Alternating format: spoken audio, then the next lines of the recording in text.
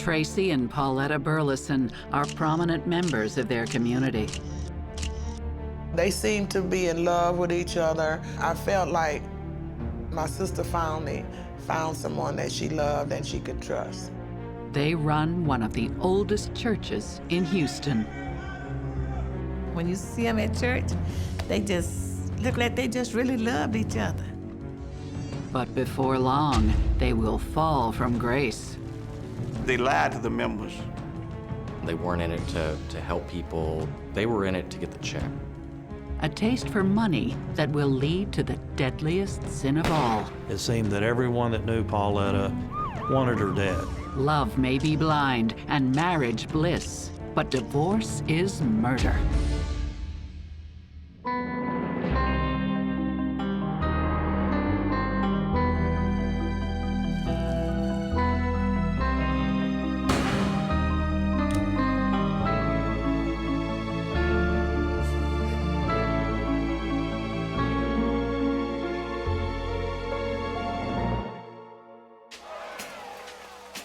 It's July of 1995. Family and friends are gathered to celebrate the wedding of Tracy Bernard Burleson and Pauletta Ross. Pauletta's sister, Joyce Bingham, is a bridesmaid. She wore a beautiful dress. It wasn't white, of course. He had on a suit. It was really nice. It was nice. Their love story begins a year earlier in the 5th Ward at the First New Mount Calvary Baptist Church. This church is one of the oldest in the 5th Ward, a section of Houston settled by African Americans after the Civil War. Here in Houston and in the 5th Ward, in the South in general, churches play a big part in people's lives. It's a place where people gather, where they make their friends, where a lot of people make lifelong relationships. It's sort of the center or social hub of a lot of people's lives here. Members of this congregation remember the atmosphere fondly. When you go to First New Mount Calvary, you felt special, even if you didn't know nobody. You were one of us. The preaching was good, the singing was good, everything was good, so I just really liked about it. It wasn't just for the members, it was for the neighborhood. And that's what makes it a good place. Tracy Burleson grows up in the church and dreams of one day becoming pastor. Pinky Johnson has been a member for nearly 50 years. She recalls Tracy as a boy. I was a matron at the church and worked with the young children. And Tracy, he was in the choir and he played the drums and he just did good things. Religion is a big part of Pauletta Ross's life as well. After her second divorce, she starts visiting First New Mount Calvary looking for emotional support. Her sister Joyce is already a member of the congregation. I invited her to the church because I wanted to make sure she was all right, you know. At the time, Tracy is just out of a relationship. He is 28 and she is 40. Despite their age difference, sparks fly almost immediately. Psychotherapist Stacy Kaiser and forensic psychologist Brian Russell think Tracy and Pauletta's feelings were in line with their common interests. He's younger, he's charismatic, he's engaging, and it's a little bit of a lift for a woman to think, wow, I got this young guy who's up and coming and something that I'm interested in, which is the church.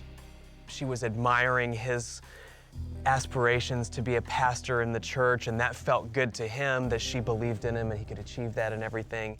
I think that Tracy wanted someone who would look up to him, and Pauletta looked up to him. Less than a year after they meet, Tracy and Pauletta are married. They seemed to be in love with each other. I felt like my sister finally found someone that she loved and she could trust. Both Pauletta and Tracy have children from previous unions. But Pauletta's kids are now grown, and Tracy's 12-year-old son, William, lives with his mother. the new couple decides to take in foster children and start a brand new family. I'm the one that talked her into it because I was telling her so many kids need help. You know, it's so many children that's looking for love, you know, and I felt like she had the love that she could give them.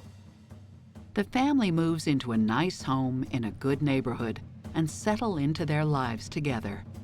When you see them at church, they just look like they just really loved each other. But to Tracy, one person is still missing in this perfect family portrait. His biological son, William, has sickle cell anemia, a rare blood disease that causes severe chronic pain and requires constant medical attention. Now that he's settled, Tracy is able to obtain legal custody of William. For the first few years of their marriage, Pauletta keeps her job working at a hospice, caring for the elderly.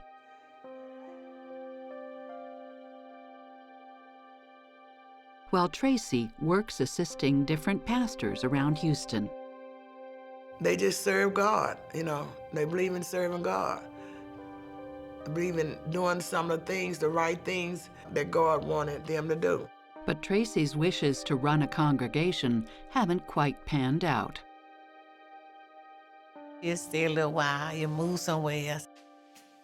Then, 12 years after his wedding, Tracy finally gets his dream job.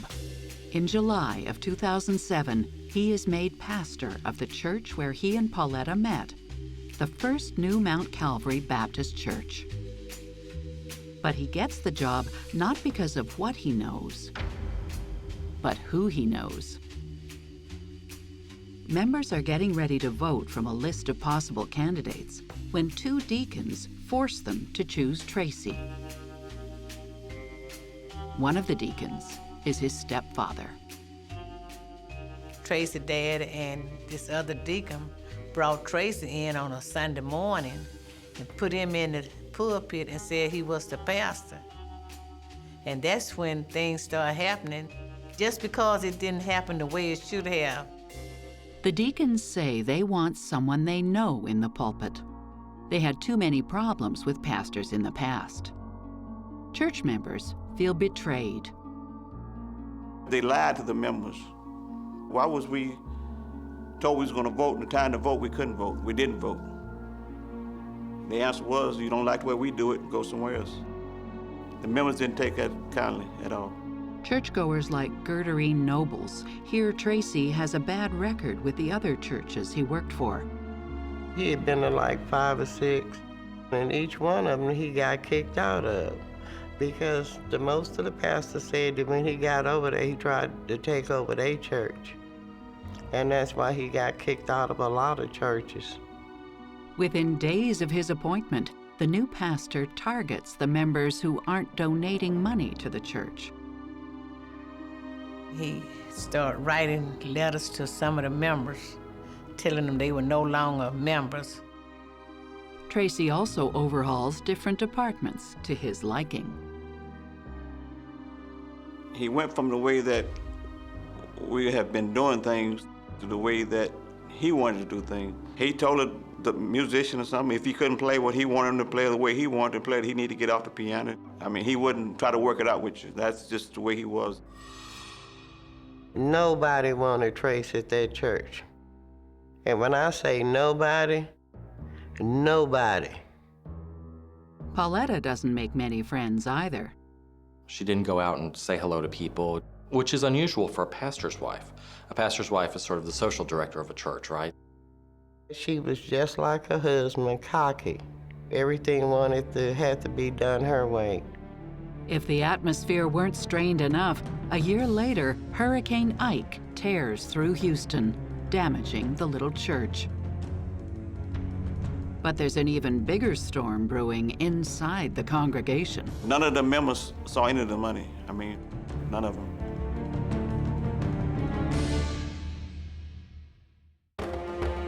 Pastor Tracy Burleson and his wife Pauletta run the First New Mount Calvary Baptist Church in Houston's 5th Ward. The little church is damaged when Hurricane Ike tears through town in 2008. But the firestorm brewing among their members is about to make Ike pale in comparison.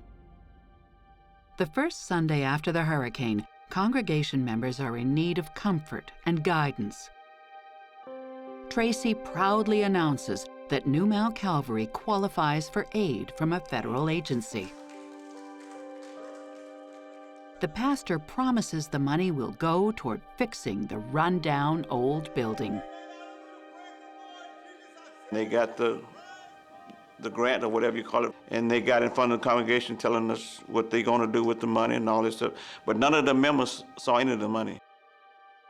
In the following weeks, as the congregation waits for the grant money to come in, the word spreads that the couple's life at home is far from the nice Christian image they project in public.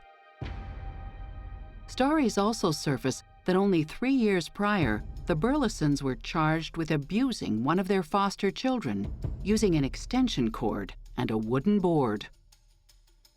They weren't in it to help people. They weren't in it to help kids. They were in it to get the check. There was a lot of abuse, and it seemed like a pretty terrible home. Tracy and Paulette had a ragged relationship, and I've heard rumors that she was more dominant than he was, and they even heard rumors that she would whoop him, she would beat him. Pauletta is also hard on Tracy's son, William. She mocks him for having sickle cell anemia and subjects him to punishments that verge on torture. At one time, because he had done something that she didn't like, she had made him go out onto the driveway and kneel down without long pants on piles of rice under his knees to the point where he felt like he was going to pass out from the pain of that. William eventually finds comfort in a friend named Tyone Palmer. She works at the hospital where William goes when he's sick. After a while, she becomes a kind of caregiver to him, and he even brings her around to his father's church. By 2009, the rocky home life with Pauletta prompts William to move out of his father's house and in with Tyone's family. Tyone took him in. She allowed him to live with her. He helped take care of her children. So William looked at her almost like a mother figure. Tyone offers William an escape from a dysfunctional household. She offers him mothering and nurturing and caretaking that he's not used to. William's fragile, and I think he decides to live with Tyone because it's like a respite. It's a place where he feels safe and loved and cared about. I think that Tyone put herself in a position to exercise profound influence over William. I think that a kid to whom she gave what she gave him in terms of filling the void in his life would probably be willing to do just about anything she asked to maintain her good graces. Meanwhile, at the church, a movement to oust Tracy is gaining momentum amongst the parishioners. One of the allegations against the pastor is of particular interest to his wife. The allegation was that he was having girlfriends at the church. Pauletta is not pleased. Oh, she verbally talked to him, told him, that if he didn't stop this or he didn't stop that, but he always managed to sneak around to do whatever he wanted to do. Behind closed doors, Pauletta begs Tracy to quit cheating on her. But in public, she chooses to stand together with her husband. I think Pauletta stayed with Tracy Burleson because she too enjoyed the power that they had together and being the pastor's wife and kind of being a pillar in their society. And she probably also loved Tracy to an extent. They used each other. They saw advantages to being with each other for one reason or the other. And the fact that they had coupled up and were in it for themselves together seemed to work for them. At the church, the long-awaited grant money never emerges. members suspect that the Burlesons are using it to fund a whole new lifestyle. Things started looking a little bit brighter for certain people at the church that held position. I mean, the wardrobe looked different, the vehicles looked different, and you know, that stands out. I mean, The members can't forgive or forget. all they wanted was just a fair chance to voice their opinion, and they never were given that a chance under Tracy. Never did, never were. Anytime the members ask to see the church's financial statements, they get the same answer. They don't exist. Our finance reports are whatever I tell you, that's your finance report. They don't show you, they tell you. And you accept it or you don't accept it. For us, you know, they look at it. But the unified front Tracy and Pauletta present to the public is about to crumble. Tired of his cheating ways, Pauletta leaves Tracy. Rumor has it she catches him with one of his mistresses in bed. There's no way in the world that I would have went to a man's house and bickered with his wife. You don't go there at that place that they reside in. This time, Pauletta packs her bags and leaves. She was just tired. She was just tired of putting up with the foolishness, and he would date 2 or 3 different people. I think Paulette left to try and bring him back to her and to tell him that he couldn't wander with these other women, that he needed to be home and he needed to be with her, because it didn't make her look good.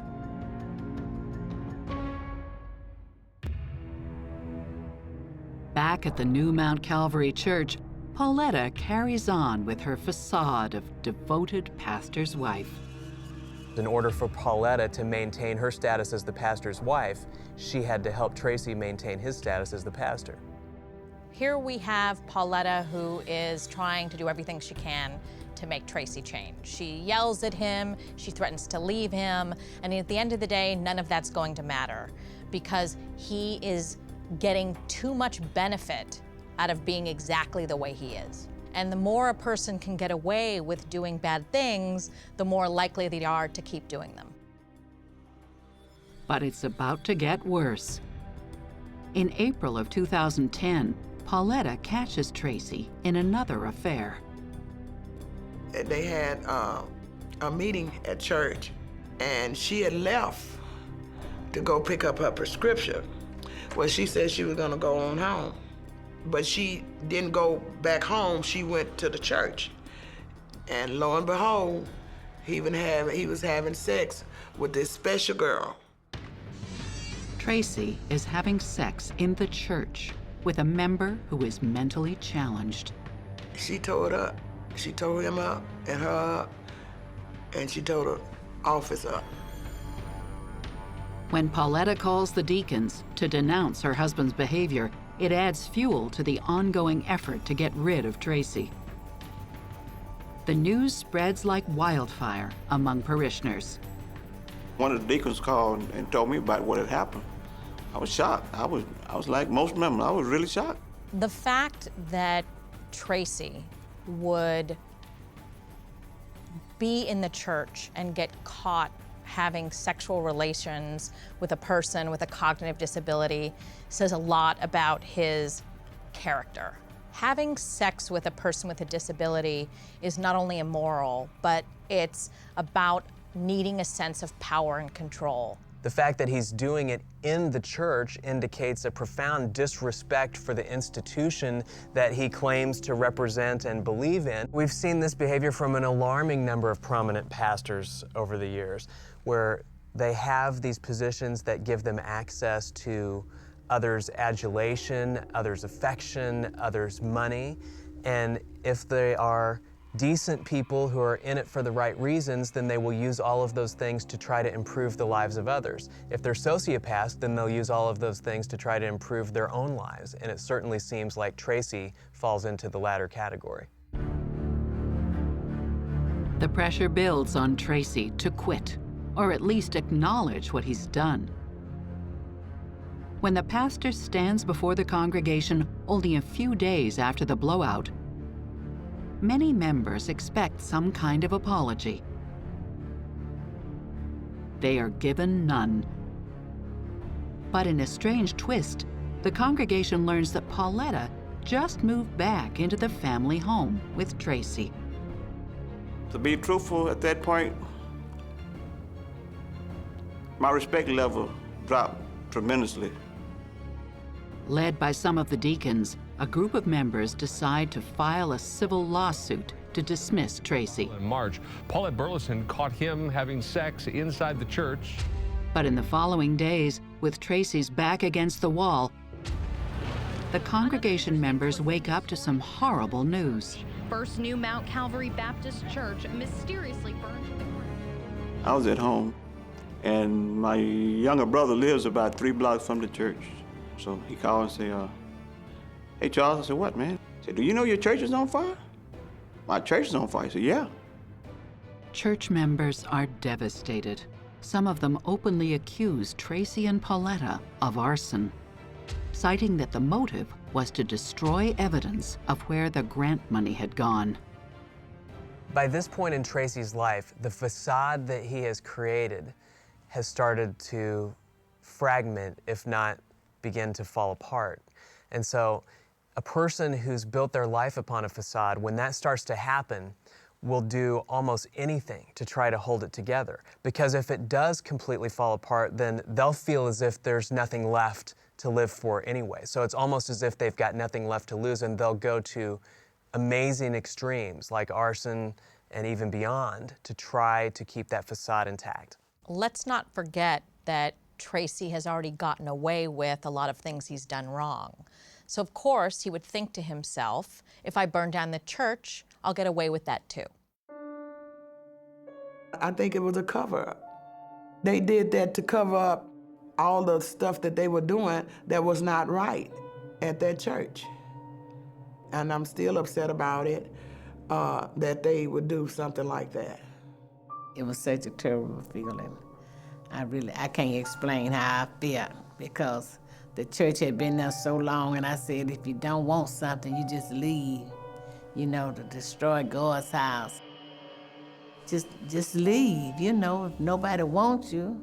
Let the church say amen again. Amen. I'm gonna wait till the train pass by, that we'll be able to hear.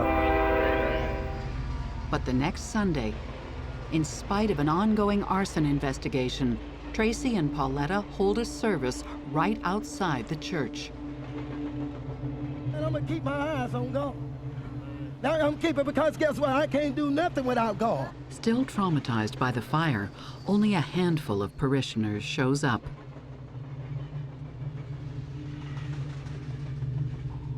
But a local news crew is there, and Pauletta again takes the opportunity to play the part of the dedicated pastor's wife. We take our focus off God. Believe me, world, we have nothing. Let the church say amen again. But in a matter of days, a bullet will blow the congregation apart. It was just horrible to lose a life and to lose where you worship at. I mean, where does it stop? I mean, somebody got to stop it. One of the things that they found on the keys was blood, fresh blood.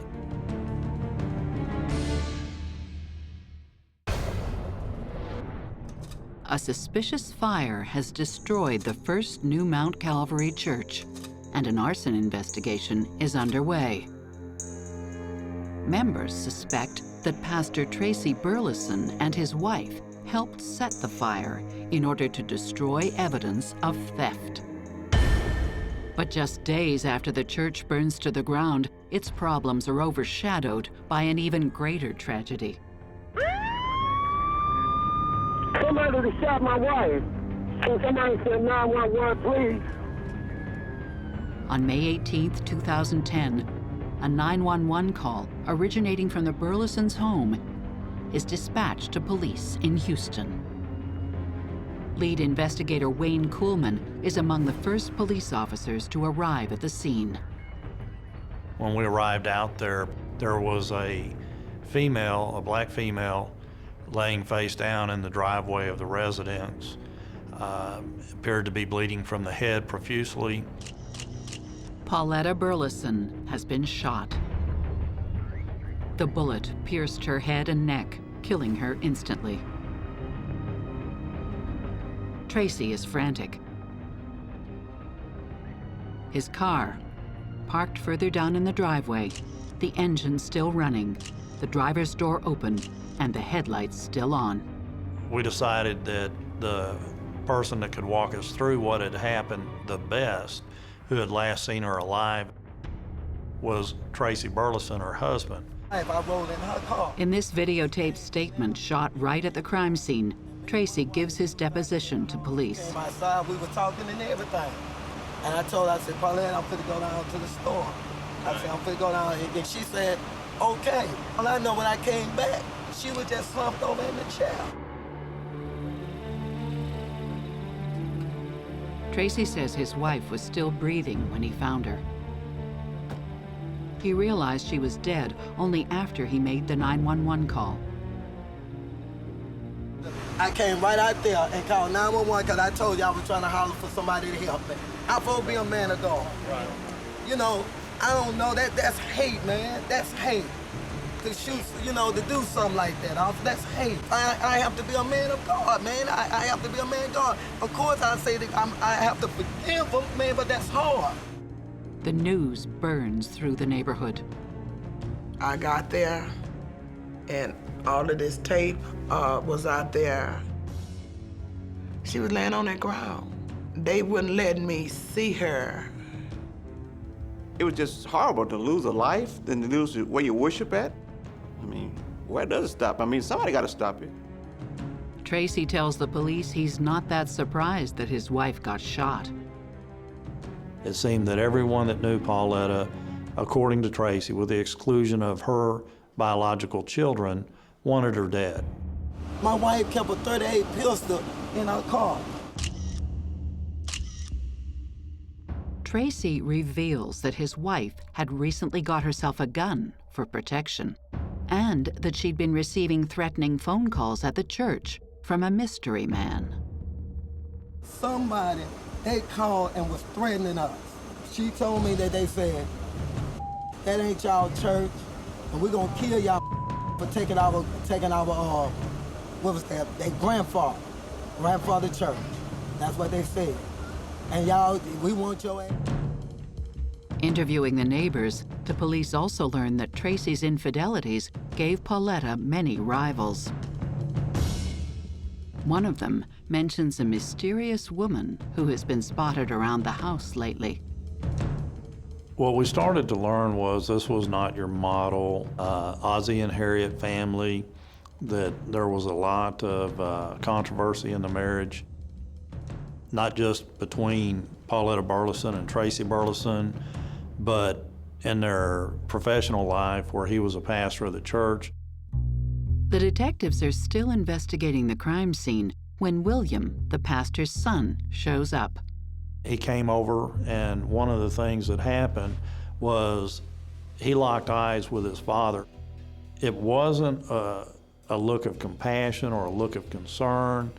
It was more of just a serious 1,000-yard blank stare. Sergeant Kuhlman interviews William and notices he's acting a bit strange. William says his friend Tyrone Palmer picked him up from a friend's and dropped him off at the crime scene. To corroborate William's statement, the investigators tracked Tyrone down. Tyrone lives in the neighborhood. She has William Fuller living with her. If there was something going on, she might or might not know who this person was in the neighborhood that the affair involved. Tyrone tells police she doesn't know anything, adding that she barely knows the pastor and his wife. She didn't know much about Tracy, and there was no relationship, and her whole concern was with William. Meanwhile, Kuhlman dispatches one of his men to look into Tracy's alibi. The pastor's claim that he found his wife's body after picking up a snack at the corner store simply doesn't check out. When the crime scene investigator drove from the store, we were able to determine that the store would have been closed at the time that Mr. Burleson claimed to have gone to the store and made purchases. Back at the crime scene, the absence of any food or drink in Tracy's car also seems to contradict his deposition. Mr. Burleson had claimed that upon returning home, he drove in the driveway, just got out of his car, went to her, started trying to see if she was okay, started making phone calls, trying to get help, and that he never got back inside his vehicle. Once you actually saw how he reacted and the story that he told about how he got chips and he got something else to drink, and then the police saying that there's absolutely nothing in the car indicating he had any of that, it just didn't make sense. But what police actually do find in the car are Tracy's car keys with fresh blood on them. The pastor suddenly appears like the most obvious suspect, but police don't have enough evidence to pin him down. Pauletta's funeral is a few days later.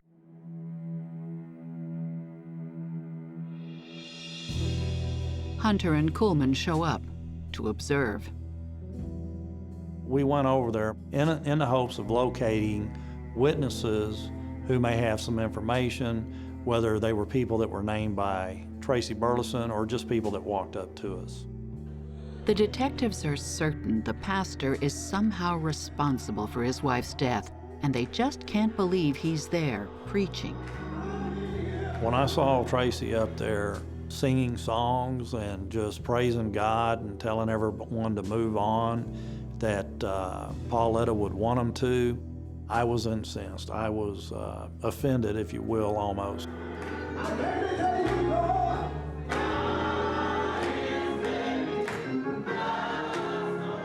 Tracy has no concern for other people, but what he is a great showman. He has charisma, and he is doing his ultimate performance at the funeral. It's another opportunity for him to play the martyr. As painful as this is for me personally, I'm standing up here today because I know what a loss it is for all of you, and I want to be here as your pastor to ease the burden of this on all of you. At the end of the service, mourners are invited to say a few words in memory of Pauletta. Sergeant Kuhlman gets up and vows to catch the killer. He also makes it very clear who he thinks did it. And then he turned on the pulpit and looked at Tracy and said that we're gonna get our man. I want y'all to know we will do everything that we can to get to the person that took Pauletta. Amen.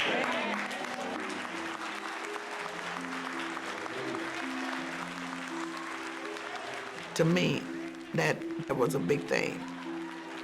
The whole congregation stands up and applauds Kuhlman, and he gets a standing ovation. And I think everyone in the congregation knew that Tracy had something to do with Pauletta's murder. But police will soon learn that nothing is what it appears to be in this case, including the identity of the killer. Fact is, she fooled both of us. He wasn't nothing but the devil from hell, just on earth, here on earth.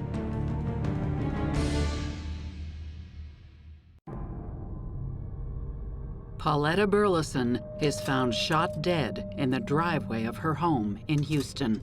Detectives suspect her husband, controversial pastor Tracy Burleson, is the murderer. Their homicide case is about to be blown wide open when a Crime Stoppers tip directs their attention towards someone else in the Burleson family. According to the caller, Tracy hired his son to kill Pauletta.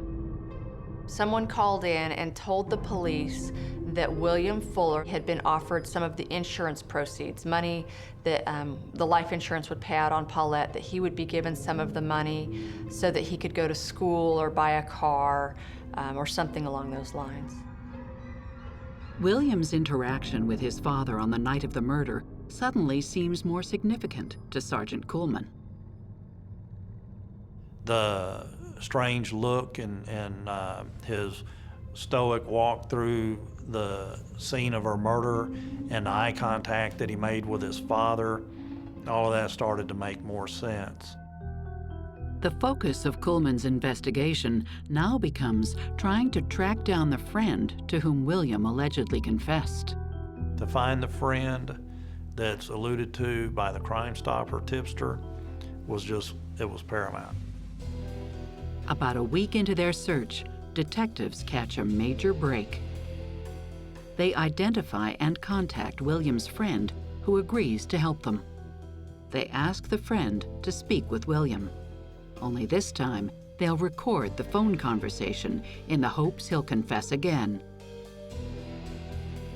And he does. He was just pouring his heart out. According to William, his father never went to the store. He stayed at the crime scene to help William carry out a plan Tracy had concocted himself. Tracy was going to get into an argument with Pauletta. During the argument, William was going to come from behind and shoot Pauletta. William's story matches up with the evidence observed at the crime scene. It corroborated the fact that she was shot in the back of the head while seated in a lawn chair sitting in her driveway. And it just gave a great explanation of all the dynamics and everything. The rest of William's story also gives an explanation of how Pauletta's blood could have ended up on the pastor's car keys. After she was killed and he had moved her body, he got in his car, got the door open and staged that part of the scene to corroborate his story that he had left, drove back home, pulled in the driveway to find his wife shot. While there's still no hard evidence that Tracy is the mastermind behind the murder, William's confession points to a third accomplice. His caregiver, Tyone Palmer. In her first statement to police, Tyone said she barely knew William's parents.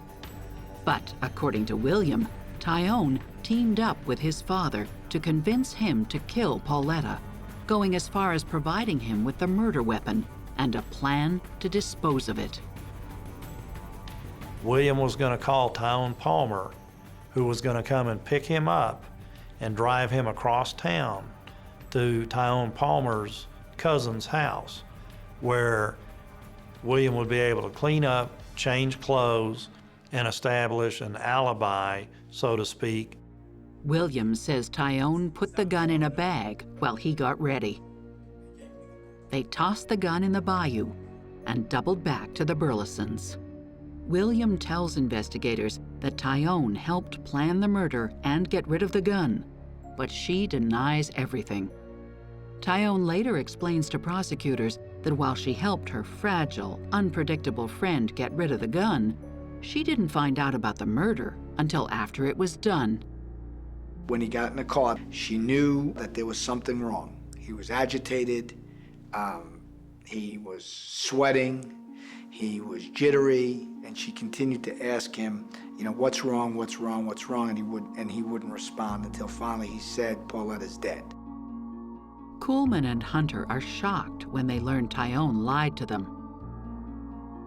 And it's not the only thing she's been lying about. On June 8th, when police have enough information to issue arrest warrants against them, they find the pastor in bed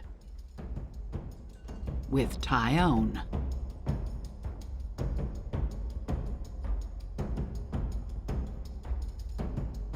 If I had to grade Tyone Palmer on her ability to lie, she would be in like the top 3 of the best liars I ever met in my life.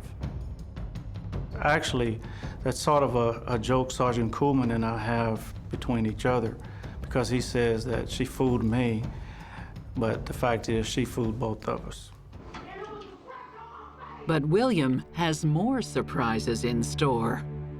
We learned from William that he also slept with Tyon.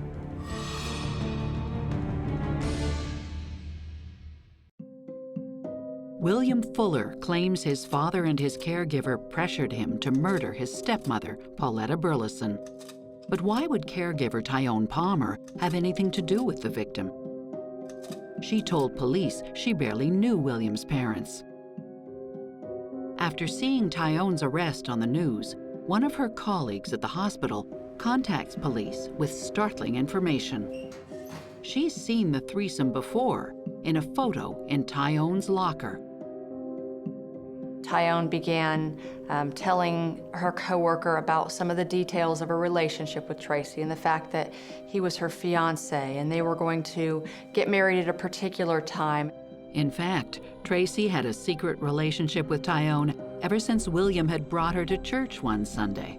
There was a photograph that showed Ty and Tracy as the mother and father figures. If you didn't know anything about the parties, you would look at that picture and think, well, that's a real nice looking family. It was this happy family that existed sort of in a netherworld. So the fact that they all were smiling for the camera is a little surreal to me. It must have been surreal to Pauletta as well. After all, she was the pastor's wife, desperately trying to cope with her husband's numerous mistresses. Among them, Tyon Palmer. Tyon's attorney, Anthony Osso, says Tracy manipulated his client into believing his marriage with Pauletta was headed to divorce. A man tells you, I love you, I want to marry you, my marriage is not working out, my divorce papers are going to be signed anytime now, it's almost final, she's moved out of the house. Is that unusual to believe that? Well, she was unsuspecting, she had no reason to doubt him. But in reality, Pauletta was still playing the part of pastor's wife and fiercely supported her husband's struggle to keep his position in the church. Tracy was on thin ice. He was basically on probation at the church. Despite, what was going on behind the scenes in his life, that's not how he portrayed himself to my client. But after Tracy's last sexual misconduct in the church, Pauletta decided she had had enough and seemed ready to hang Tracy out to dry. Tracy had no other source of income. Everything that he did was through that church. That was his position of power. Police learned that during the same period, Tyon texted her colleague from the hospital, saying she was desperately looking for a gun. She showed us text messages between Tyon and herself, asking her to get a gun for her. She would get a reply, what kind of gun? Tyon, I don't care, whatever will get the job done. This new evidence reinforces William's story that Tyon provided him with the gun to kill Pauletta. But Tyon's defense attorney, Anthony Osso, argues William is no better than his father, an erratic liar whose contempt for Pauletta drove him to take her life. He would kill her regardless of whether Tyon Palmer ever entered his life. This was not a pre-planned act. It had been brewing, building up, and he was capable of snapping at any time. William certainly had reasons to hate Pauletta. As a teenager, he'd chosen to leave home because she mistreated him. But why would he now involve Tyon, the Good Samaritan who had gone out of her way to care for him? She had given him shelter from Paulette and had given him a place to live and had made him part of her family. But the truth is far stranger. In fact, William did not see Tyon as a mother figure. Not anymore. We learned that William, and it came as a very shock to us, that he also slept with Tyon. William loved Tyon so much, he even had a tattoo of her lips on his neck. He wanted a reminder of their sexual relationship. That no matter where he was or what he was doing, every time he looked in the mirror or past a window, he would see this reflection of Ty's lips on his neck. I think that William is in love with Tyone, but I don't know if he's in love with her as a woman or more of a mother figure. What I see with him is that he wants to be close to her. He wants to please her. He wants to make her happy at whatever cost. It wouldn't be the first time that a young person conflated maternal love and sexual love. Freud talked about it with the whole Oedipus complex. As the case moves to court, prosecutors are now dealing with a clear-cut love triangle.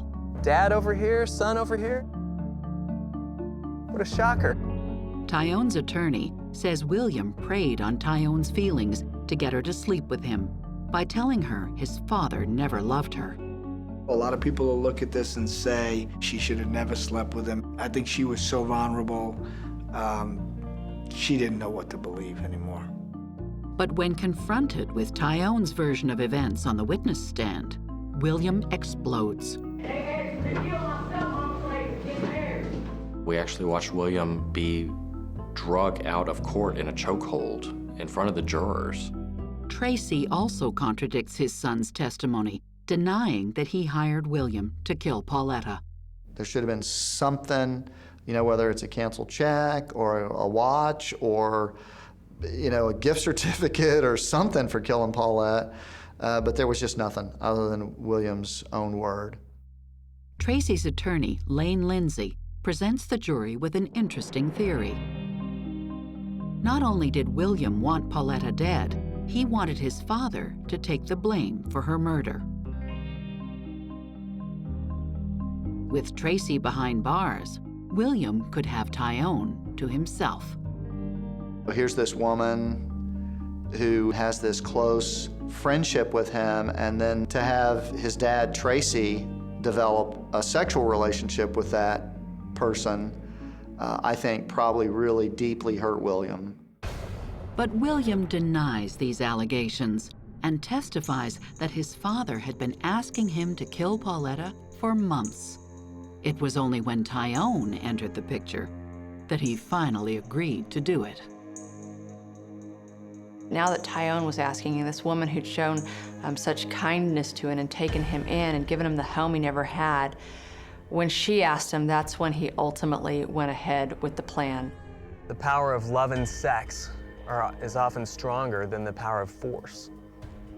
Tyone had a level of sway over William that went beyond what Tracy had, and that it was probably born of positive feelings of love, perhaps fake feelings of love that she set up in him in order to manipulate him. I don't see her that way. I think that Tracy was a puppet master and Tyone was his puppet. Being that he doesn't really have true emotions for people, it wouldn't have bothered him if Tyone slept with his son. And so I think it's completely possible that he told her to lure his son in physically and sexually and then reward him with sex after he killed his stepmother. Tracy had more than one motive for wanting Pauletta dead. After his last sexual misconduct, Tracy suspected that Pauletta was ready to betray him and collaborate with those who wanted him out. Tracy also stood to collect on Pauletta's life insurance policy. And most importantly, Tracy feared that Pauletta could reveal to arson investigators that the pastor himself set fire to the church to destroy financial records and any evidence of what really happened to the grant money. We learned that William had learned from his father that he and Pauletta Burleson had been involved with the fire at the church. When the church burned down, all of those records went with it. It was gone. It was just a total loss.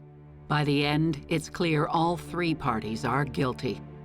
Tyone Palmer gets 10 years for tampering with evidence and 7 years for murder. William Fuller gets 20 years for murder. And Tracy Burleson gets a life sentence without parole for capital murder. he is appealing his conviction. Tracy will probably never get what he deserves. He got a life sentence. I mean, look what his wife got. I really think they should have given him the death penalty. He needs to rest. And he needs to let the other people rest. He wasn't nothing but the devil from hell, on earth, here on earth, walking, breathing, God's good air. You know, he was just the devil. You know, if I had anything to ask Tracy, I would ask him, you know, is this, why would you put your son involved in something like this? I mean, go get somebody else. The First New Mount Calvary Baptist Church is still in tatters. Arson investigators could never determine what caused the fire. The members are confident they will one day rebuild and worship there, as they did before Tracy Burleson ever became their pastor. That church was a big part of their history. It was a big part of their lives. And they lost all that behind this individual and his actions and his activities. I hope that they're able to pick everything up and move on.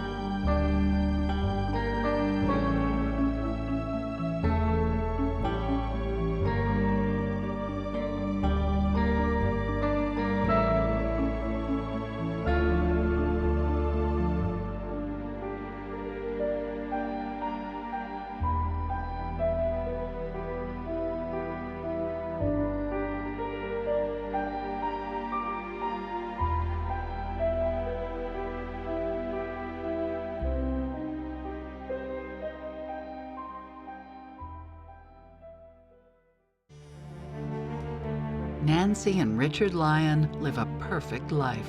Very warm and friendly, very caring for each other. They seem to have lots of friends. They seem to enjoy each other.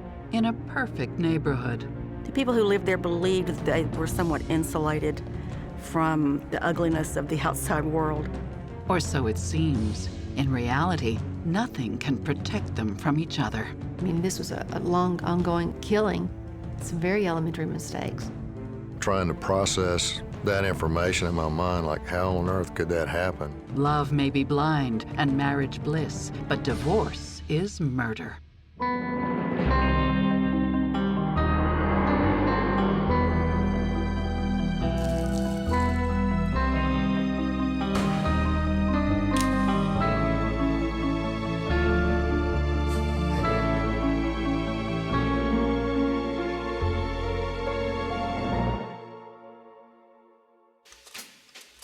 Nancy Dillard and Richard Lyon are going places.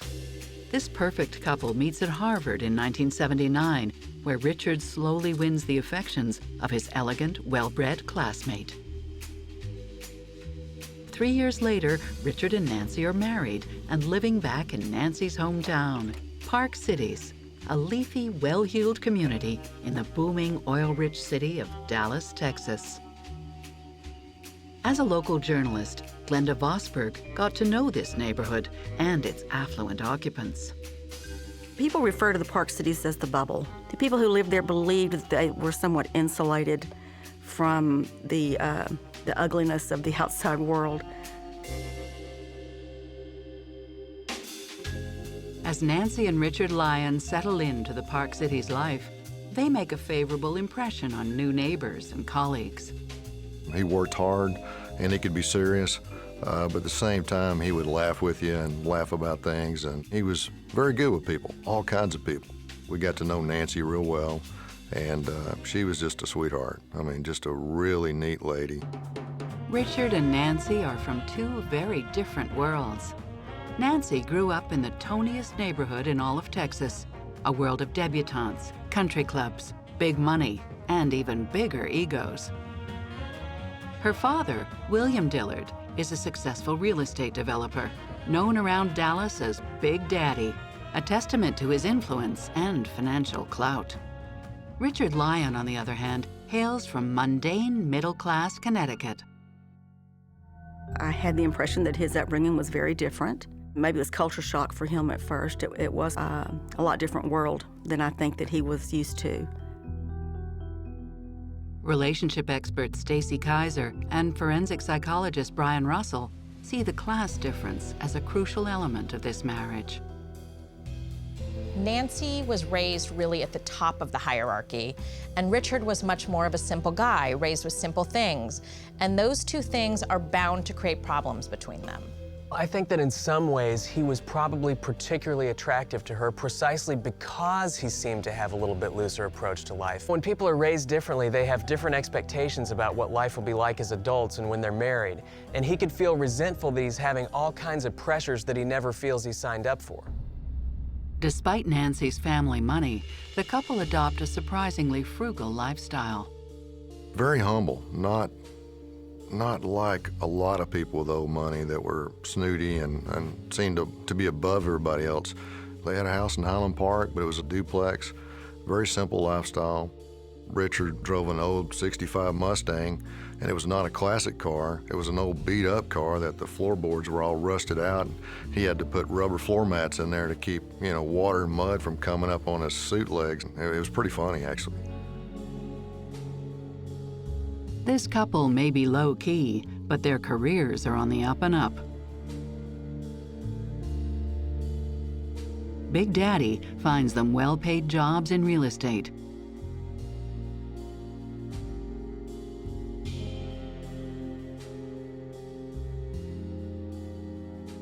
Richard, frankly, helped me get started. And the first project, one of my biggest concerns was cash flow. And so the first draw I turned in to him, the application for payment, he forgot to process it.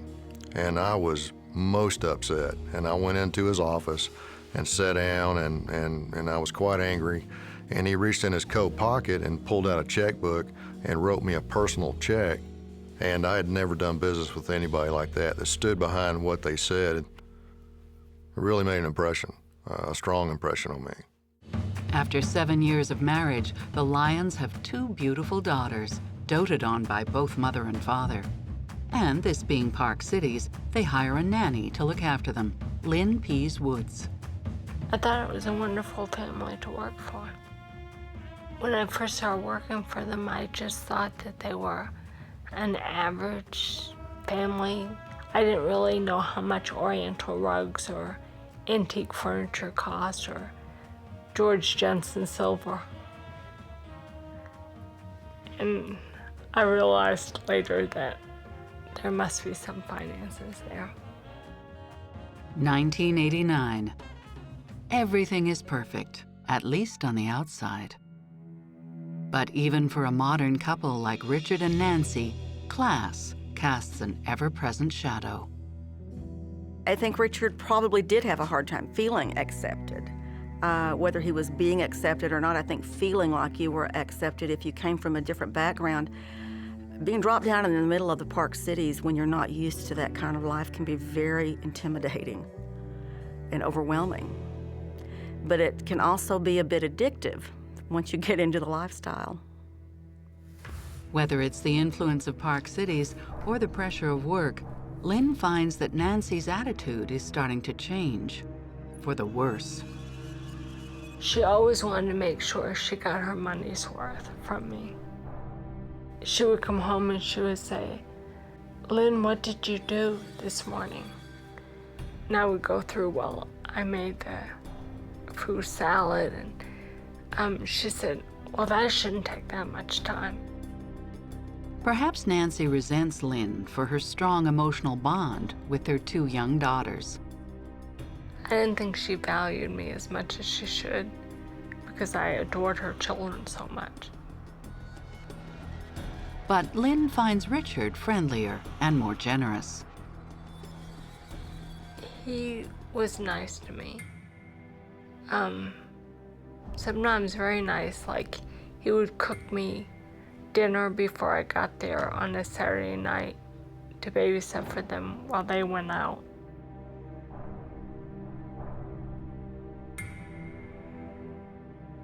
There's also some friction within the marriage. Nancy insists that her husband keep up appearances and stay true to the spirit of posh Park cities. Every morning, she picked out his suit and his tie because she liked him to look a certain way. She liked him to do things a certain way. Like he liked to mow the front yard. And she said, Richard, you can't do that. We have a yard man to do that. She could be controlling. Women have this bad habit of wanting to be the fixers. We think that if we try enough things, if we smile enough, if we do what we think is right, we might be able to get the man to change. And I think Nancy lived that way almost every day. But Richard is becoming increasingly secretive and suspicious. And we had a housekeeper come for the day, and she had cleaned out her closet. And so I went up, and there was $5,000 in cash on the bed. So I called Nancy. She came home, and she thought that it must have been some money from rental property. She wasn't sure what it was. She asked Richard, where'd that money come from? But I think that was a little bit of concern. But there are some things that even Nancy cannot control. At a detox center in Tucson, Arizona, her older brother, Bill Jr., is undergoing treatment for alcoholism. The Dillard family, with Richard in tow, pay him a visit. They undergo family therapy sessions in an attempt to help his addiction. Nancy feels compelled to confess some shocking family secrets. In their early teenage years, she and her brother would often engage in sexual play, a relationship bordering on incest. Perhaps these skeletons from Nancy's past were better left buried. Her brother, Bill Jr., may not have appreciated airing their secrets in public.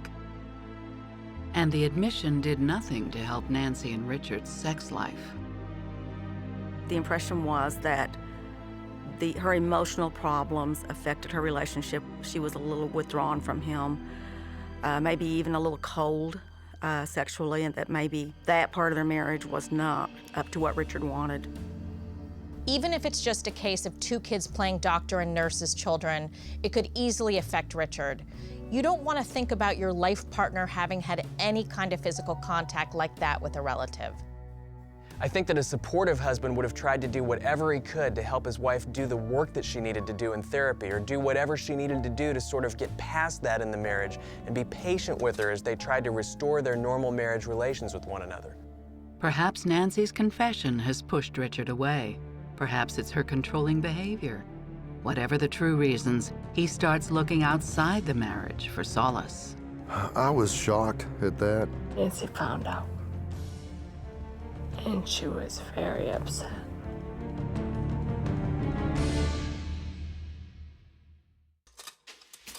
It all started so well for Nancy and Richard Lyon. Friends and family witnessed the happy marriage firsthand. They seemed to have lots of friends. They seemed to enjoy each other. Very warm and friendly, very caring for each other. Richard would pull her chair out for her to sit her down at the dinner table, you know. Very classy. I never saw them raise their voices to each other at all. Very respectful. I personally wasn't attracted to him at all, but I could see where Nancy would be. I think other women would be attracted to him. He was sensitive and kind. After Nancy's startling confession that she had been sexually intimate with her brother as a young teenager, Richard seeks the affections of a younger woman. A pretty, smart blonde contractor named Ann Gaisford. He just didn't strike me as that type at all, and we were working crazy hours. I don't know how he had time to have an affair, frankly. It really surprised me, shocked me, actually. Ann Gaisford finds a mentor and friend in Richard Lyon, and finally, a lover. A one-night stand turns into a fling, and the fling turns into an affair. But Richard is careless, and Nancy becomes suspicious. she called Richard once when he was on a business trip to New York. And it wasn't a business trip. He was at a hotel with a mistress. And Nancy found out. And she was very upset. And then she had sweatshirts delivered, 2 sweatshirts, with Harvard on them. They weren't meant to be delivered to the house because Richard had ordered them for him and his mistress. As the torrid affair intensifies, Richard makes no real attempt to keep it a secret. I think it was devastating for Nancy that Richard was so open about the affair. She comes from a family where image is important. And here, not only is her husband cheating on her, but he's talking about it. Yeah, it would be horrible. At least if the spouse is trying to hide the infidelity, one could delude oneself into thinking that part of the reason is to try to spare them the hurt involved. But when the person is being open about it, there's an intentional infliction of harm involved in that. After 6 months of this humiliation, Nancy has had enough. She orders Richard to get out. Soon after Christmas 1989, Richard packs his bags and leaves his wife and 2 daughters. I left her crying every day. She was very sad about it. She wanted her marriage to work. As winter turns into spring, Nancy is left alone to deal with a new problem at their Shenandoah Avenue home. Apparently, there's an infestation of fire ants, a common pest in Texas, even in the posh suburbs of Park Cities. Nancy turns to Richard and asks for help. Perhaps the fire ants are simply an excuse to bring Richard back into the family home. If so, it doesn't work. As her husband openly continues the affair, his behavior becomes increasingly excessive. Richard is spending uncontrollably on cars, expensive restaurants, and gifts for Anne, including a $5,000 Cartier ring.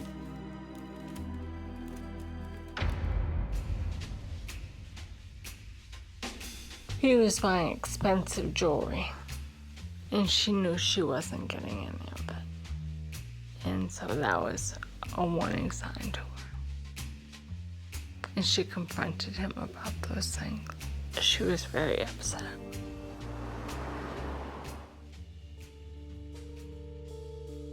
As the marriage moves from one crisis to the next, Nancy's health starts to suffer. She's pale and drawn and suffers from unexplained bouts of nausea. I thought that she was very thin. Other people were concerned about that. The pressure on Nancy is made worse by her involvement in a lawsuit with her former boss at Trammell Crow. She found evidence that he was misusing company funds and may be called to testify in this bitter legal dispute. Another stress that's starting to weigh her down. Nancy decides to deal with the thing that is making her most unhappy, her marriage. Nancy writes to her husband, telling him that enough is enough. The letter reads, "Over the last year, I have been willing to forgive and overlook your indifference, cruelty, and destructive criticism." Nancy asks for a clean break. Richard grants her wishes and files for divorce. Nancy requests sole custody of the children in addition to child support from Richard. At this point, Richard seems willing to accept the terms. Nancy also removes Richard as a beneficiary of her life insurance policy. Instead, she leaves the money to her 2 young daughters. She didn't want Richard to get it because he was out of the house, and she thought he was going to divorce her, and she definitely wanted the children to benefit from it.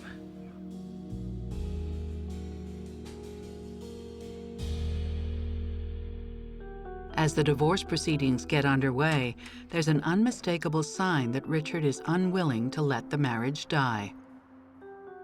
Nancy receives an unexpected gift, a gift that she assumes is from her husband. She brought it in, there was a note to a very beautiful woman that I think so much of, or something like that. And so I was like, oh, Nancy, this is so nice. But she was a little dubious about it. These small gestures of reconciliation seem to be working. Nancy and Richard even go on dates together. Nancy seems determined to repair the damage and start over. She didn't want to be a defeatist woman. I think she was very success-oriented. And she wanted to live up to what her father would have expected of her, which would have been success in a marriage. I think Nancy is reluctant to end this marriage for a couple of reasons. First of all, she's invested a lot of time and energy in molding this man into the kind of man she wanted. And so to give up on that would be a defeat. I also think that she comes from a family where image is important and people tend to stay married. So she wants to keep that image up and she wants to keep the marriage going. While Nancy pours her energies into reconciliation with Richard, his presence does not seem to help her health, which continues to fail. So I went and took good care of the children for the weekend, and they went skiing. And they came home, and I said, "Did you have a nice time?" And Nancy said, "I was sick the whole time." Apparently, she was vomiting the whole time of the ski trip. No, she did not have a nice time. Still, as the year draws to a close, the prospects for saving this marriage grow brighter. Richard instructs his attorney to halt the divorce proceedings. He also promises to end the affair, lying to Anne that Nancy is suffering from a rare blood disease. That Christmas, Richard and Nancy even take a family vacation together. But 3 weeks later, the real reason for Nancy's sickness will be revealed. She was writhing in pain. I never could have imagined that that was Nancy.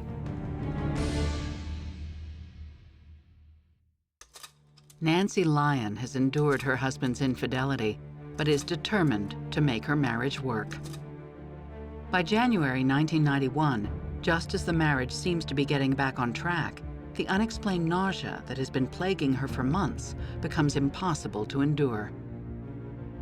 As her pain becomes severe, Richard rushes his wife to the hospital.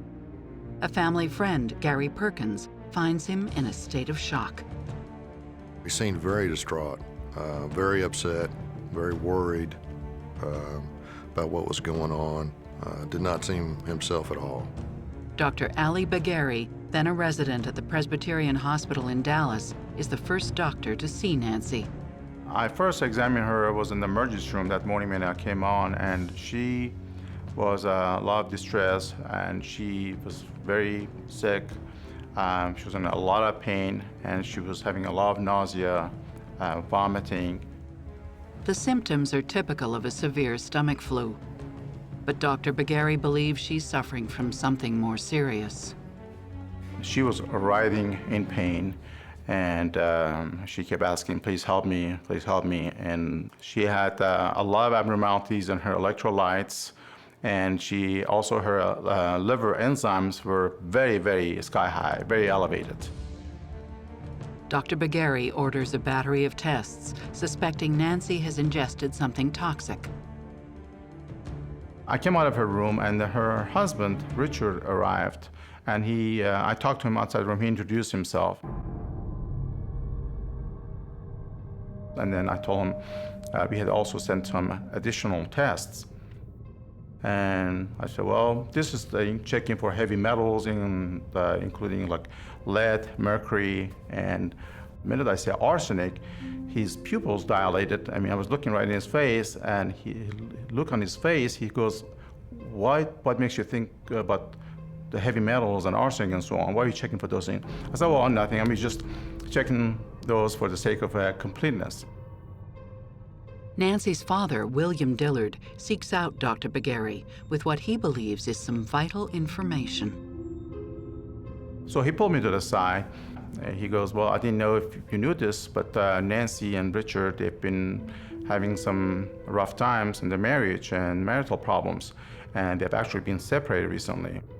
Dillard tells the doctor about the bottle of wine given to Nancy 4 months earlier, which he believes made her sick. She took the bottle in and she drank some of that wine. And she later on became very ill and she was throwing up. She had some nausea, vomiting, so on. Suddenly, an unexplained illness may be turning into something far more sinister. Her condition was not getting better, and she was seen by multiple consultants. They were all seeing her, and everybody was puzzled. Lynn, the family nanny, is shocked when she sees Nancy's condition. I saw her, and I never could have imagined that that was Nancy. She was so bloated, and she was so sick, and it was very sad. By the next day, Nancy's organs begin to shut down. She sinks into a coma. Her condition had deteriorated, and they had to put her on an artificial life support and mechanical ventilation to maintain her oxygen level elevated. At this point, Richard and the Dillard family have a very tough decision to make, whether to take her off life support. My intern approached me, came to me and said, hey, everybody have decided to withdraw care on Nancy, and her husband came to me and they have discussed it all, and that was their decision. Something's not right. Dr. Bagari decides to ask whether Nancy's parents agree with the decision. And I understand you all had made the decision to stop life support and turning off all the medications. And he said, no, who told you that? He had no knowledge of this. By then, I knew there was something at a very high level of suspicion, and I knew there was something fishy going on. Richard's request raises an immediate red flag for Dr. Bagari. He decides to alert the authorities of his suspicions. So I called the medical examiner's office, and I told him, listen, I have a patient here, and she's critically ill, and I suspect foul play. The family disagreement becomes moot as Nancy suffers total organ failure.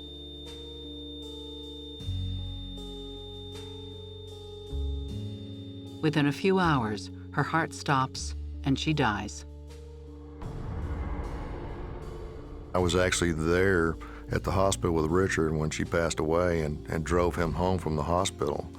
And it was a very sad day. It really upset me, and I was more shocked than anything. I just couldn't believe someone as healthy as she was and beautiful could pass away that quick. He was very distraught, very upset, didn't talk much. The news of Nancy's death shocks the residents of the Park Cities neighborhood and quickly becomes the subject of rumors and gossip. Some of those rumors hint that Nancy Dillard Lyon did not die of natural causes. I couldn't believe who would have poisoned her. Will a startling deathbed revelation lead to a killer?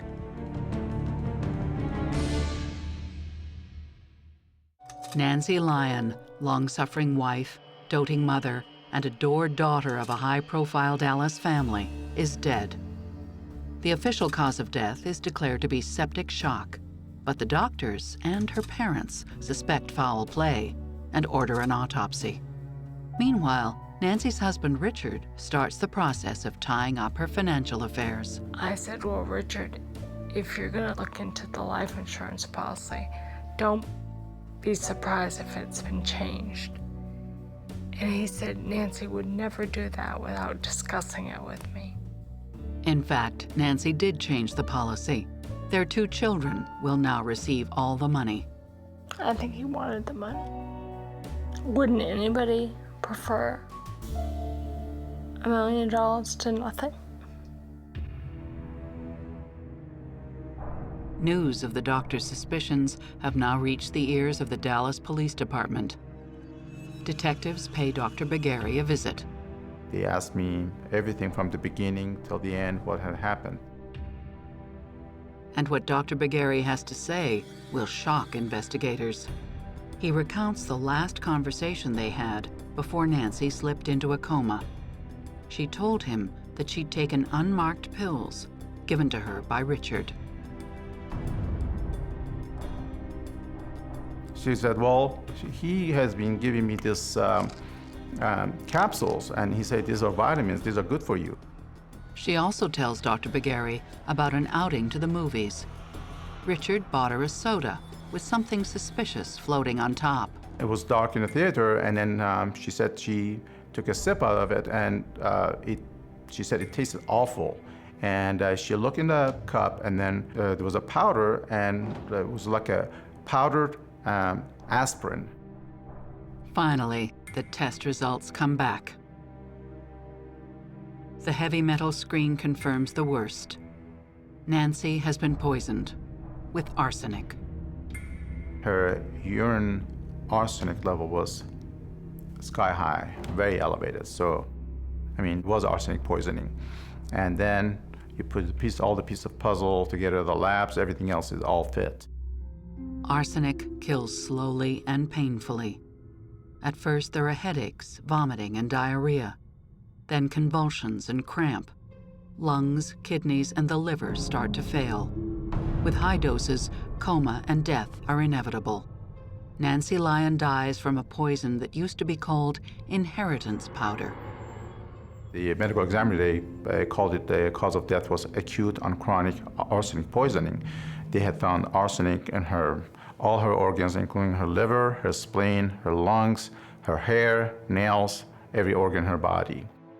The autopsy proves that the poison was ingested over many months. Her death, if it proves to be murder, amounts to a long and deliberate act of homicide. The case becomes a criminal investigation, and the police focus on the most obvious suspect. 4 months after Nancy's death, Richard Lyon is charged with first-degree murder. Friends and neighbors are stunned. I couldn't believe who would have poisoned her. I didn't assume it was Richard. I didn't know how she got poisoned. I was shocked and then trying to process that information in my mind, like how on earth could that happen? Or I couldn't believe that they had arrested him. You know, it really upset me, like what on earth is going on? I just couldn't understand that at all. Arsenic is kind of a really terrifying way to murder someone. It was a high-profile family, so it was everyone knew the people involved. They just seemed like a loving married couple to me. And I wouldn't have thought that in loving parents, I couldn't imagine this ever happening. I thought he was innocent, you know, just based on his character and the way he conducted himself around me. And he was a very stand-up guy. We were convinced that he did it. I wasn't convinced I could prove it. Richard was our only suspect really we ever had. We knew it was going to be circumstantial, and it was going to be difficult because of the personalities and the notoriety. What's more, Sims has no direct proof that Richard administered the poison. Well, originally, we looked really hard to try to put arsenic or poisons in his hand where he would have obtained it, evidence to prove that he had access to it. Prosecutor Sims turns to the Lyons' friends, family, and colleagues, exploring motive and opportunity. You had to understand Nancy, I thought, before you could understand how this happened. And I finally understood. I learned enough from her friends and family. I finally understood her. She suspects Richard wanted to keep the family connections without the inconvenience of staying married. He did not want to move outside of the Dillard circle and lose the acceptance in what came with being known as a Dillard. He wanted the children. He wanted to be part of the Dillard clan. and he wanted to be a Dillard, and he wasn't going to be if she divorced him. He didn't just not want to be married to Nancy anymore. I think he kind of despised her, and he wanted her gone. But those who know the family are convinced of Richard's innocence. I think he came across as a loving father, very loving father, really loved his daughters. And it's difficult to understand how a loving father could just decide to kill their mother.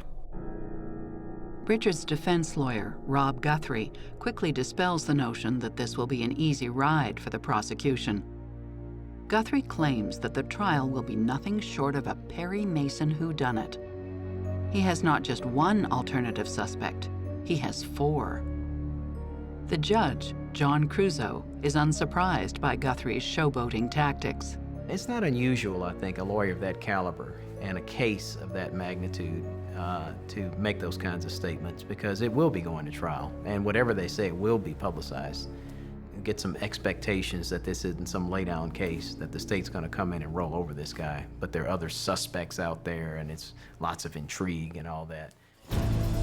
And when the trial begins, it causes a sensation.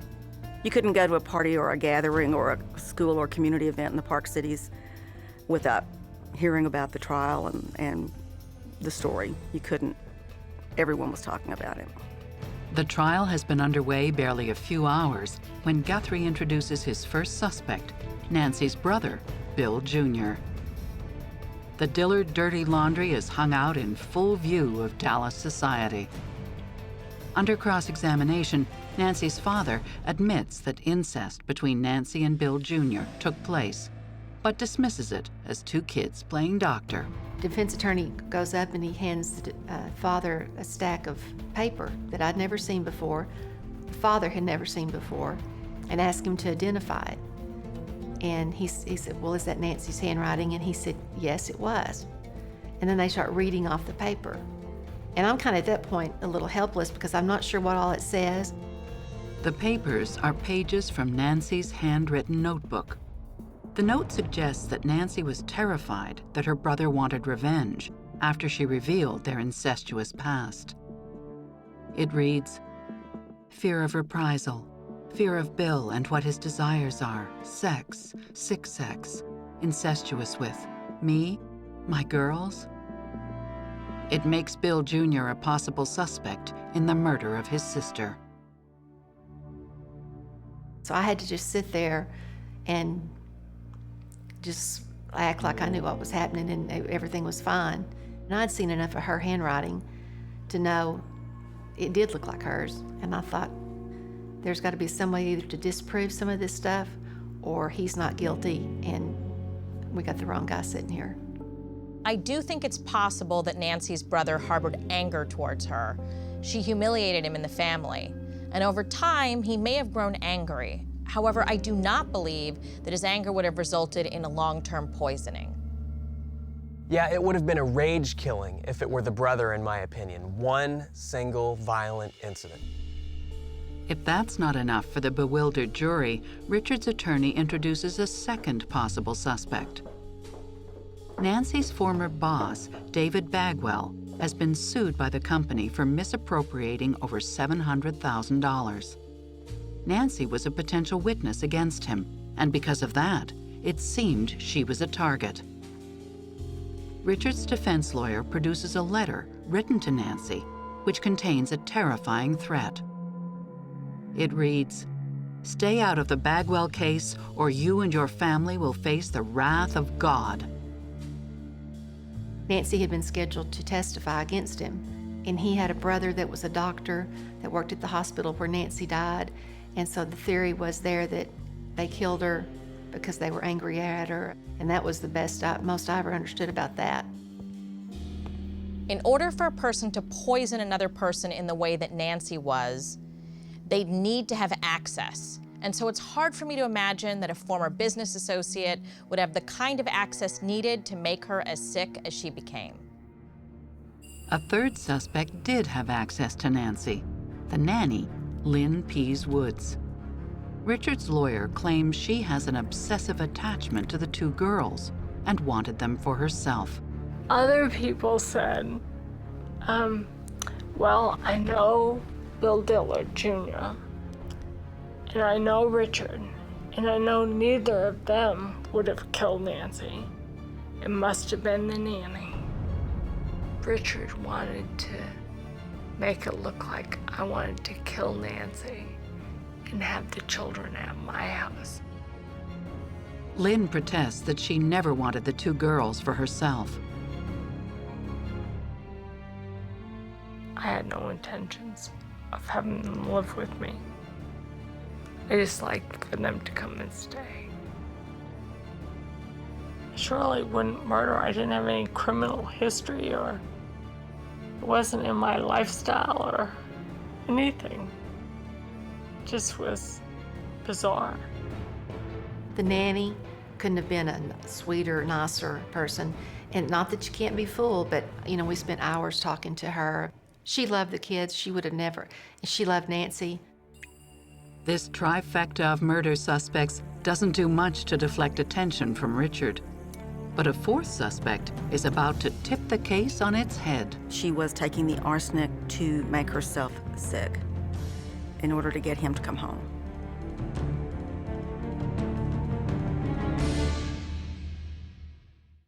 Richard Lyon stands accused of the murder of his wife, Nancy. A murder committed slowly and painfully over months with small doses of arsenic. But Richard's lawyer, Dan Guthrie, believes he's got evidence that will absolve his client. He says he will prove that Nancy took her own life.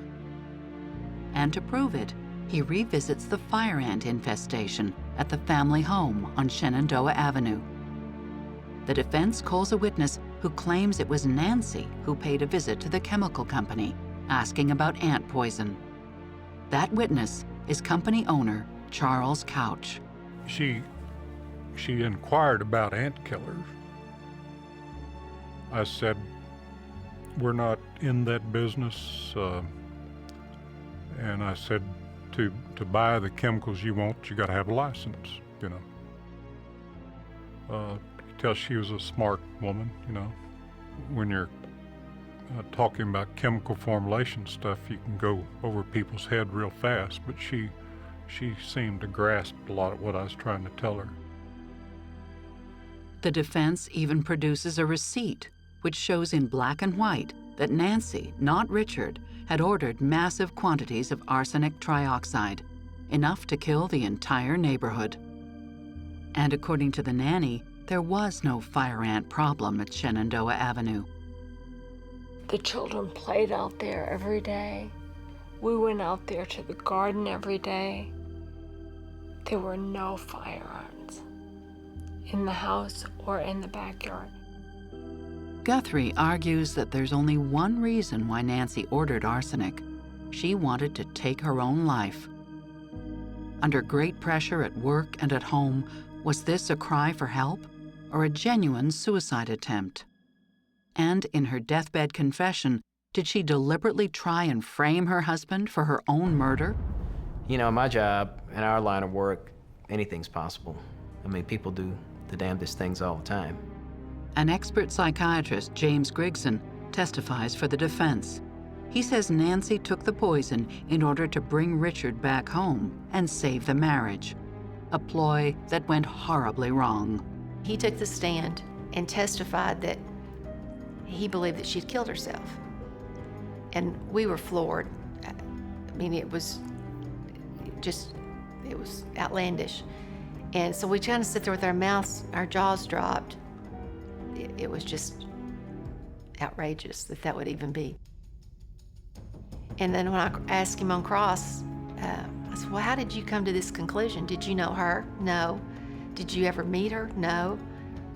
Have you talked to her family? I went down a long list of, have you talked to these people? No. I asked him if he had ever met the defendant. No. And I said, well, Dr. Grigson, where do you get it? Where does this come from that she killed herself? From reading the newspaper, the facts in the newspaper. I don't think that's possible at all. First of all, when women tend to want to kill themselves, they try to do it as painlessly as possible. typically with sleeping pills, something they're not going to feel. And this experience that she went through was extraordinarily painful and traumatic. Now, there is such a thing as factitious disorder, where somebody doesn't want to kill themselves, but they want to make themselves sick for the attention that they'll gain. But when someone does that, they don't tend to actually do something that's horrendously painful, like poisoning oneself with arsenic. They tend to just fake the symptoms. There's no need to actively actually create the symptoms. Lynn is convinced Nancy was not suicidal. She cried all the time when I was working for her at the end. So I went and said, Nancy, are you considering suicide? And she said, heck no. She said, I have a lot of problems in my life, but that's not one of them. The theory was that if she were sick, that Richard would come home. He would come home to take care of Nancy and come home to take care of the children. Arsenic seemed a bit extreme. If you were going to make yourself sick, there are a lot of other ways to do it. But that was the theory. The defense appears to have the advantage, but a key witness is about to change the course of this trial. Charles Couch, the chemical company owner, is supposed to confirm to the court that the receipt for arsenic, signed by Nancy, is genuine. Much to the surprise of Richard's attorney, Couch takes a good look and says the receipt is a fake. Well, it looked like it had been photoshopped, you know. Somebody had typed neatly, you know, and everything, and somebody came by and said, oh, we'll doctor this up, you know. It was kind of funny, you know. He said, I did not sell that arsenic. Those are not my receipts. And I recall his statement was that I have a beautiful handwriting and I like my handwriting, or something to that effect. And so I write all my own receipts by hand. And this is a typed receipt. This is a fake. And once doubt is cast on one crucial piece of evidence, Richard's house of cards begins to topple. The incest note implicating Nancy's brother is also shown to be a forgery, and the suspicion surrounding Bill Jr. is entirely lifted.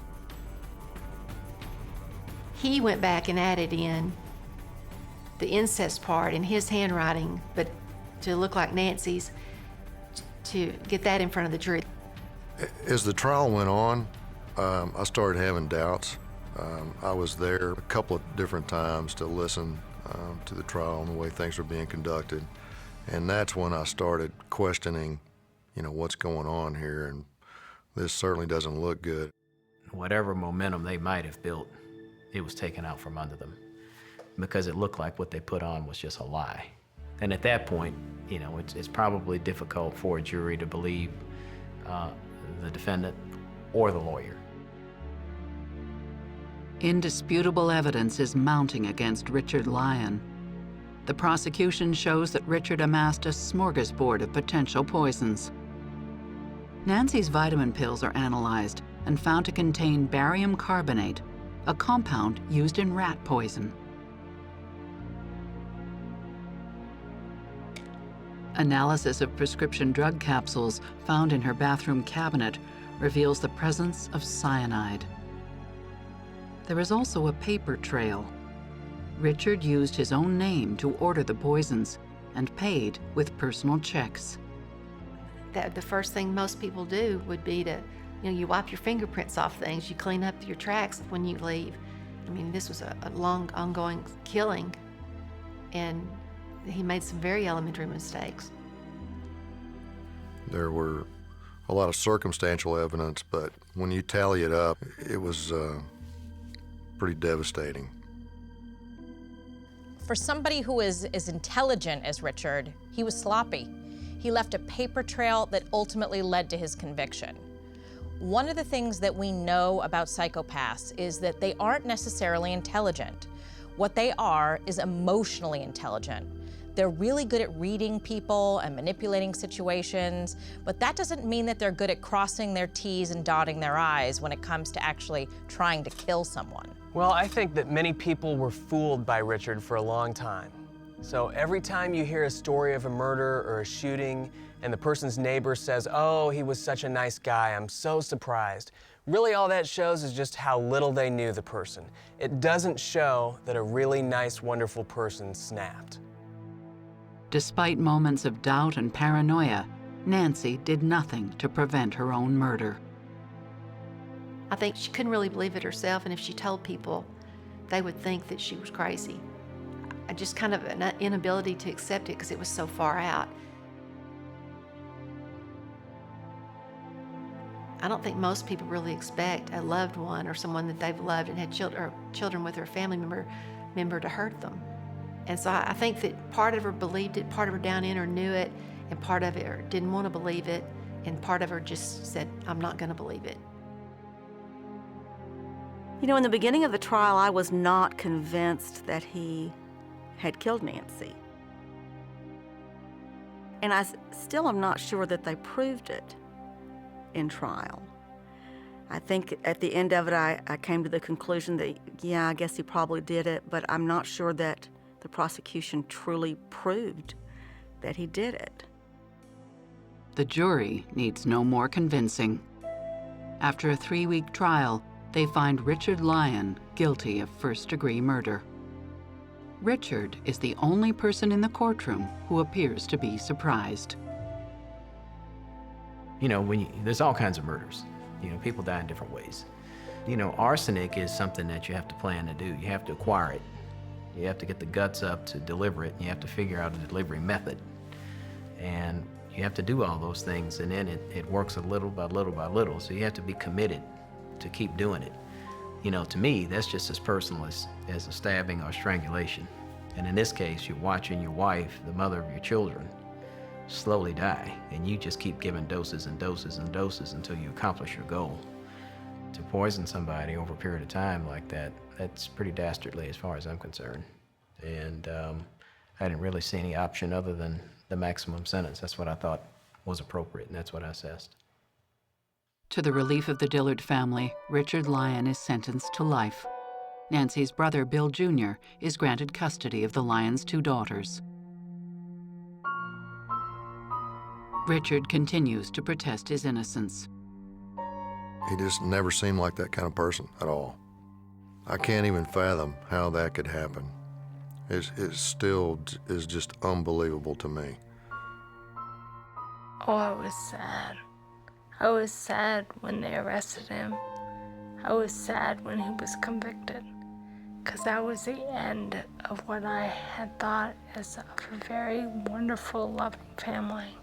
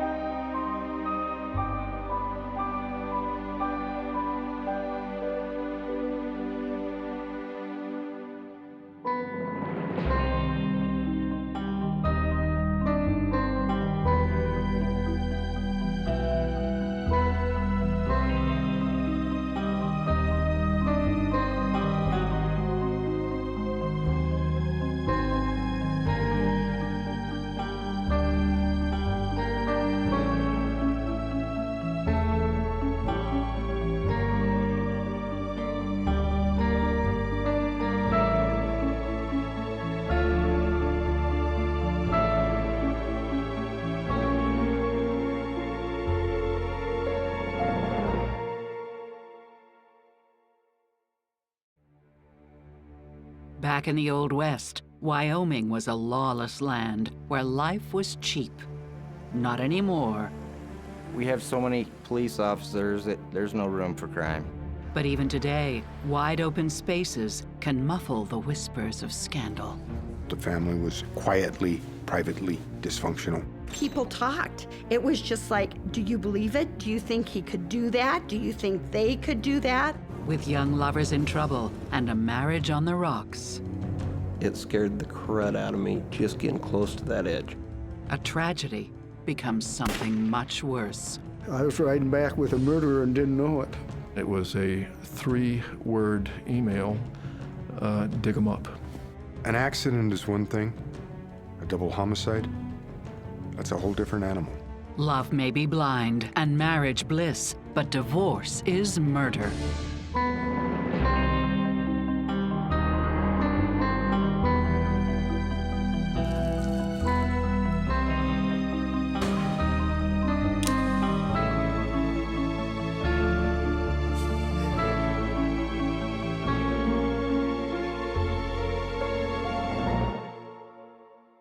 Green River, Wyoming, a mining town that hasn't changed much since the old days, as if the jagged desert cliffs protect it from the troubles of the modern world. Green River, it is small. We are very Western. What a beautiful town. It is, and it really is. It's just a quiet, peaceful, healthy place to raise a family. Crime, we have so many police officers that there's no room for crime. But crime forces its way in. This story of lost innocence begins with high school sweethearts, Leanna Davidson and Bob Duke. The young lovers meet in typing class. Yeah, they're always together. If you remember one, you remember the other. I taught Leanna in primary. She was quiet. She was not a troublemaker. She just was a sweet young lady. She's just soft-spoken, and you could just feel the kindness.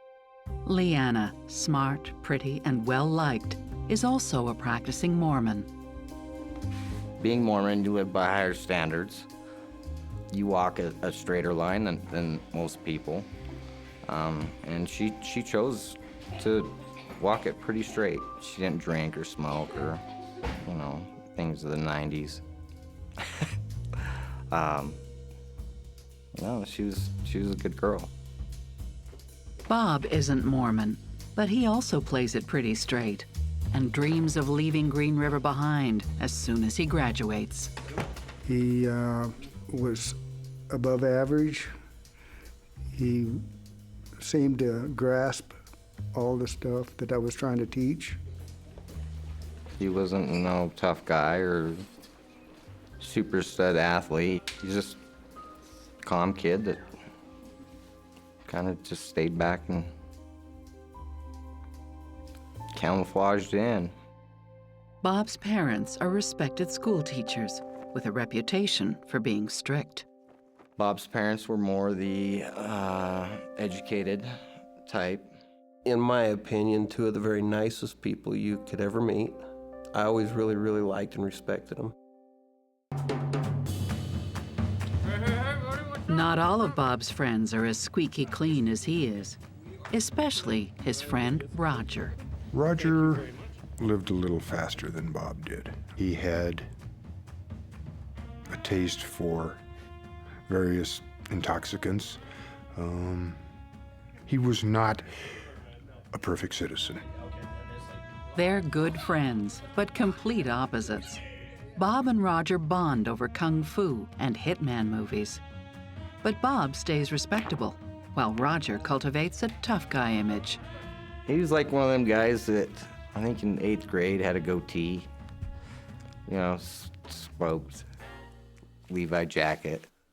He did get in fights and caused hell, raised hell, but... Drug peddler, troublemaker. From what I heard and what I had seen, he was basically a thug. I don't know any other way to really put it. Roger and Bob shoot pool and tear up the desert sage. Typical teenage boys. He liked to run around in his Jeep. That was his thing. Off-roading, running around with the boys, things like that. But those days are about to come to an end. News from Leanna means Bob has to grow up, and fast. And Green River is about to learn that Leanna's not always the good girl who can do no wrong. Green River, it being a town of 11,000 people, us finding out about them having a baby was pretty quick.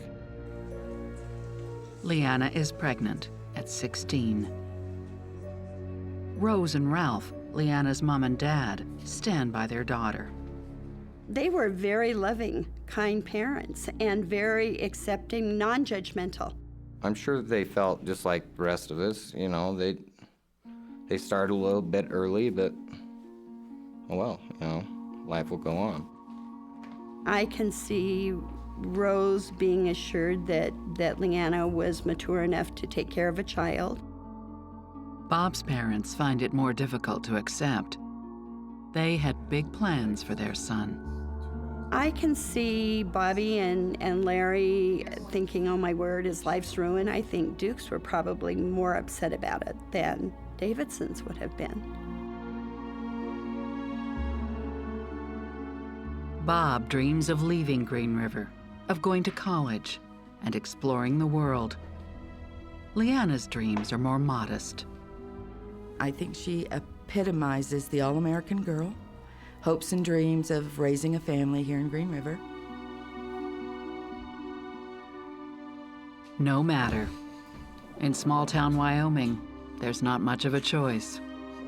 If you got someone pregnant, you married them. Or if they got you pregnant, you married them. It was just done.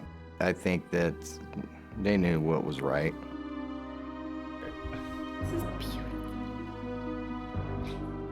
Bob and Leanna marry on May 25th, 1991, the same day he graduates from high school.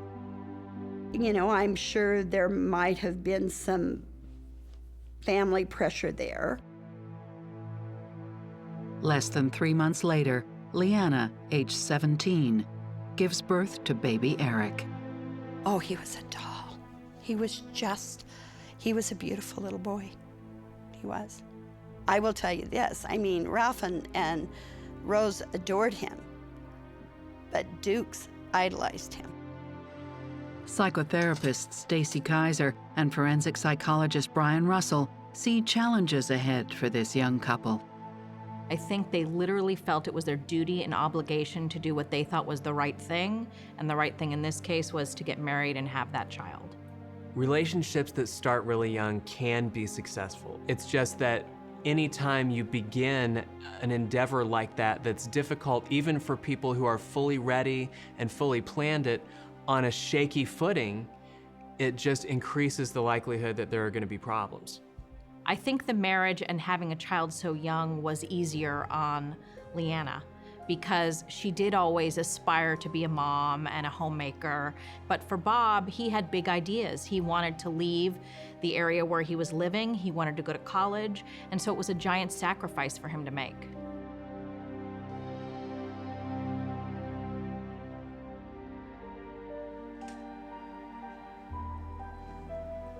Even though he's young, at first, Bob seems to take his new responsibilities seriously. He laid carpet and tile and worked in a furniture store, and he started his own business laying carpet for a while. Reportedly did fairly well.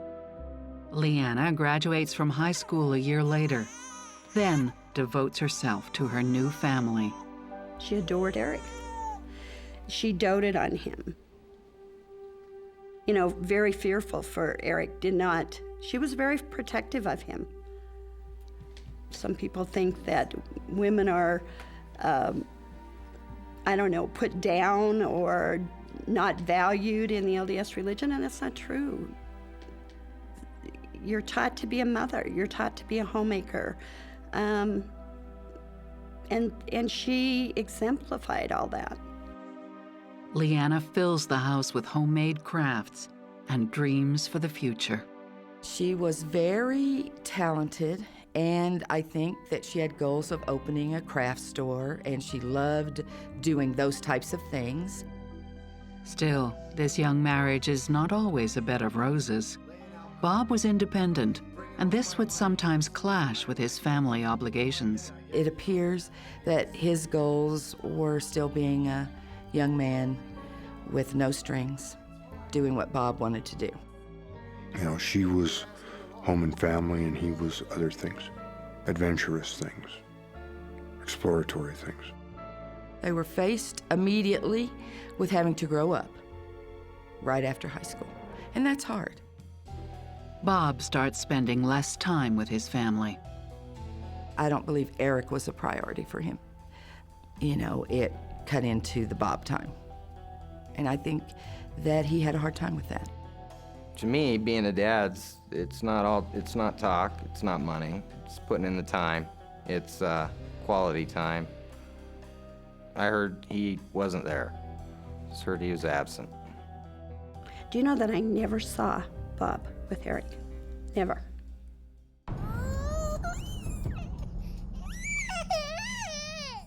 Still, no marriage is perfect. And after 5 years, life has settled into a routine. Until suddenly, tragedy strikes.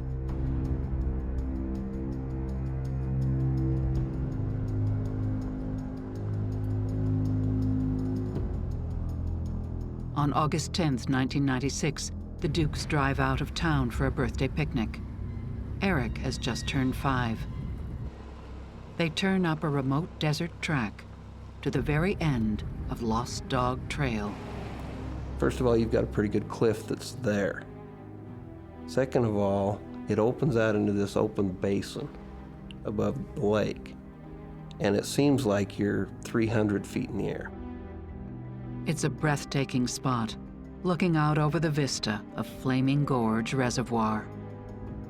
From the time we were young, really young kids, 7, 8, 9 years old, we were climbing up the mountain, chasing lizards. You know, we look at cliffs, they're all over the dang place. But the precipice at the end of Lost Dog Trail is not just any cliff. When I went out there, it scared the crud out of me just getting close to that edge. The way Lost Dog is, no, you wouldn't have let your child out there. Then, the unthinkable happens. Very few people actually understood just how bad that cliff is. You lose a child, you're never the same again.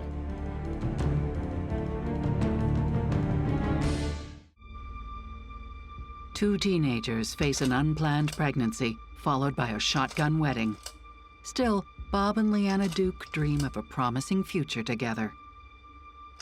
But their dreams are dashed on the rocks at Lost Dog Trail. We were called to the cliffs out on Lost Dog. We will need rope rescue. There's apparently, we didn't know at the time, 2 people went off the cliff. That's all we knew. There's no sign of Leanna or Eric. Bob Duke is in a state of shock. He told the investigator that Eric was on the cliff chasing lizards. They were up on the top of that cliff, looking out, and that he went back to the Jeep to get something to drink or a toy or something. That's what we heard, that Bob was picking up the toys and taking them back. His back was only turned for a moment. She and Eric walked too close to the edge. The cliff gave way. He heard Leanna let out a scream, and that Eric had fallen, and she went after him. The child fell, she grabbed for him. They fell.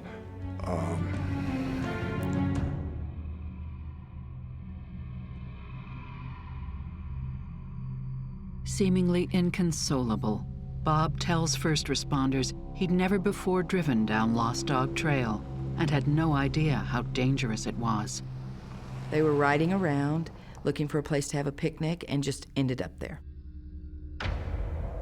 Both Leanna and Eric died immediately after a fall of 180 feet. They were pretty well tore up. I don't like to talk about that. I tried to forget it. It wasn't pretty. Leanna Duke was just 22. Eric Duke, just 5 years old. A lot of things go through your mind. It just seemed like such a waste, you know, a young life, well, 2 young lives right there. Bob Clevenger rides back to town with Bob Duke. I tried to make small talk with him. I did not want to say anything that would upset him. And I walked him into his house, into his parents' house. And all I said is, your son needs you now. And then I left. Both parents, sets of parents, were just devastated. I mean, they were devastated at the loss of both of them.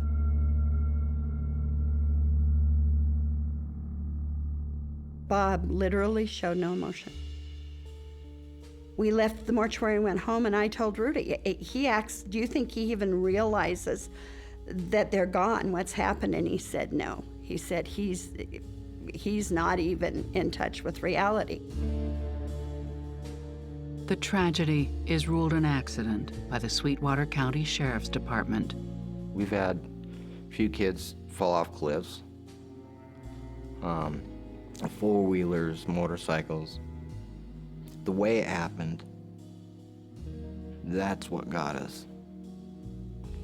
Knowing that they went up there for Eric's birthday, that's what got us. Leanna and Eric are buried side by side in the Riverview Cemetery.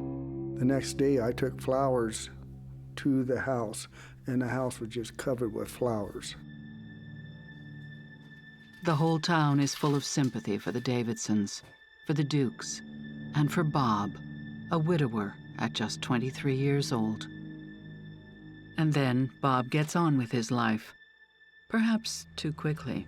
A month after the funeral, I was coming home from base, and I was driving past a gas station, and I noticed Bob Duke and his new girlfriend, and they were happy, and it just struck me as being odd. It's difficult in the immediate aftermath of a tragedy to say how somebody should and should not react to it. There are people who shut down, there are people who get very expressive, but there are certain behaviors that people engage in that are clearly unusual. Moving very quickly on into what looks like a new happy phase of life is a red flag for me as a forensic psychologist. I think it's a huge red flag that Bob is seen very quickly after their deaths with another young woman. It makes me wonder if he had a relationship before their deaths that was already started and he had picked it up after their deaths. The rumors start to circulate. With a new girlfriend in the picture so quickly, Green River gossips wonder whether Bob and Leanna's marriage was as solid as it appeared from the outside. They hear reports that suggest Bob was far from content. He told others that don't get married, it'll ruin your life. He told a young woman that he would never make that mistake again, referring to having a child. One of the Duke's neighbors reports hearing them argue behind closed doors. She heard fights. She would hear him screaming obscenities at her and calling her vile names, and not just once. She heard it on a pretty regular basis.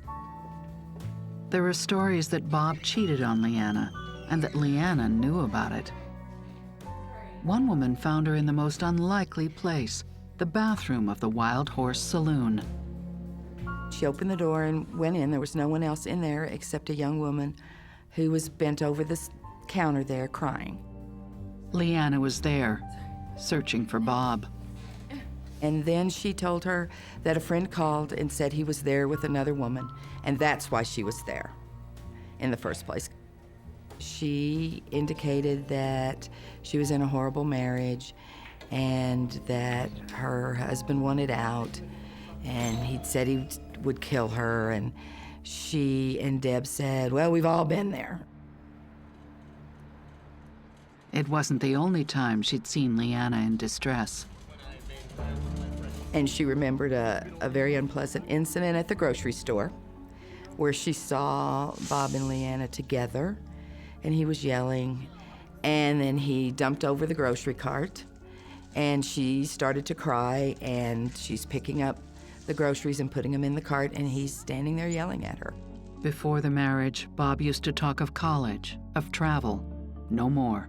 He did feel trapped. He did feel like, you know, he didn't live his life, and he got married too early and had a kid too early, and all his money went to, you know, raising a family and not to Jeeps and toys and things like that.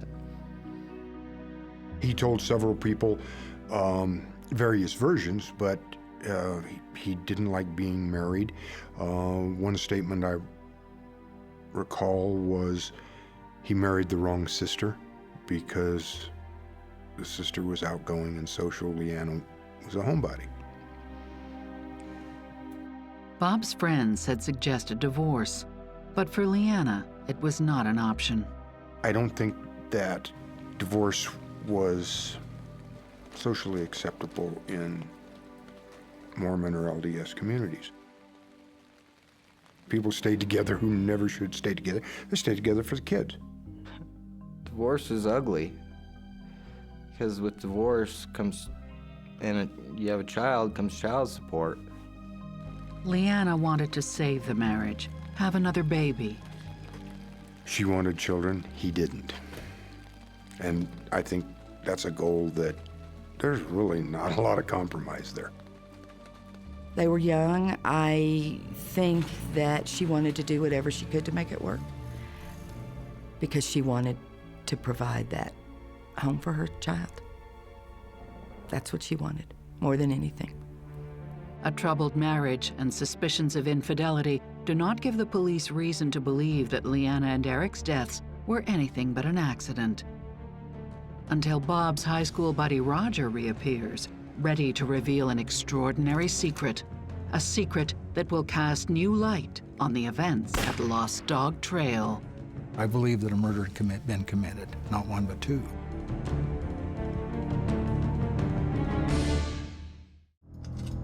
A 5-year marriage ends with the sudden deaths of Leanna and her 5-year-old son, Eric Duke. Friends and neighbors feel nothing but sympathy for grieving husband Bob Duke, despite his strange behavior after the tragedy. But one local cop has niggling doubts from the very start. Back in 1996, after Leanna and Eric died, Mont Meekum drives out to the end of Lost Dog Trail. So I didn't like a story. You don't take your small child and your wife and go have a picnic on a rock ledge on 3 sides. When I went to the cliff and looked over, in my opinion, I had no doubt. I believe that a murder had been committed, not one but two. From the very beginning, Mont found major flaws in the police investigation. But the case belonged to the sheriff's office, not to him. They didn't do search warrants. They just didn't do interviews. They didn't do follow-up. They didn't talk to friends. And there was no forensic autopsy on the bodies. The sheriff said, hey, it's an accident, let it go. They couldn't get through their heads, I believe, that a person could throw his wife and his child off a cliff. Mont's words fall on deaf ears. Basically because it was in the county. And, you know, I definitely let him know that my opinion was. And the chief basically come down and said, okay, you know, you've spoke your piece, move on. They'll handle it. Not everyone is suspicious. Most Green River residents are convinced by Bob's account of the tragedy. He told me the whole story. And I mean, it tore me up. He said he ran over to the edge of the cliff and could see him down there, and he could hear his son gurgling blood and trying to breathe. He said he could hear that, but he said that there was no way that he could get down there. But for Mont, the story doesn't ring true. When the rescuers arrived, they had no trouble finding their way down the hillside to the bottom of the cliff. And how could Bob, standing on a windy cliff top, hear his son breathing 180 feet below? The questions remain unanswered. 2 years after the death of his wife and son, Bob moves to Houston to live with his older brother, Mike. Then, out of the blue, Mont receives a startling telephone call. A call from none other than Bob's old friend, the local hellraiser, Roger. I knew Roger and Bob both from when my boy was in high school with them. They played and joked and, sneak a beer out of my fridge once in a while. Roger tells Mont he's been keeping a secret. Back in 1996, just weeks before Leanna and Eric died, Roger says that Bob came up with a deadly proposition. Bob came to Roger and voiced that he was unhappy in his marriage and that he wanted them gone. Roger and Bob had watched some movies. They had, Hitman, I believe, was one of the movies that they'd watched. And they'd discussed and kind of joked around about knocking people off. Specifically, knocking off Leanna and Eric. The plan evolved into Bob would pay Roger a sum of money in the neighborhood of $20,000. Roger would shoot Leanna and Eric during a barbecue that the family would be having. They were going to shoot them over the fence and make it, a burglary gone bad type situation. To make it look good, make sure that he shot Bob in the leg or somewhere that it wouldn't be fatal, but that it would make it look real.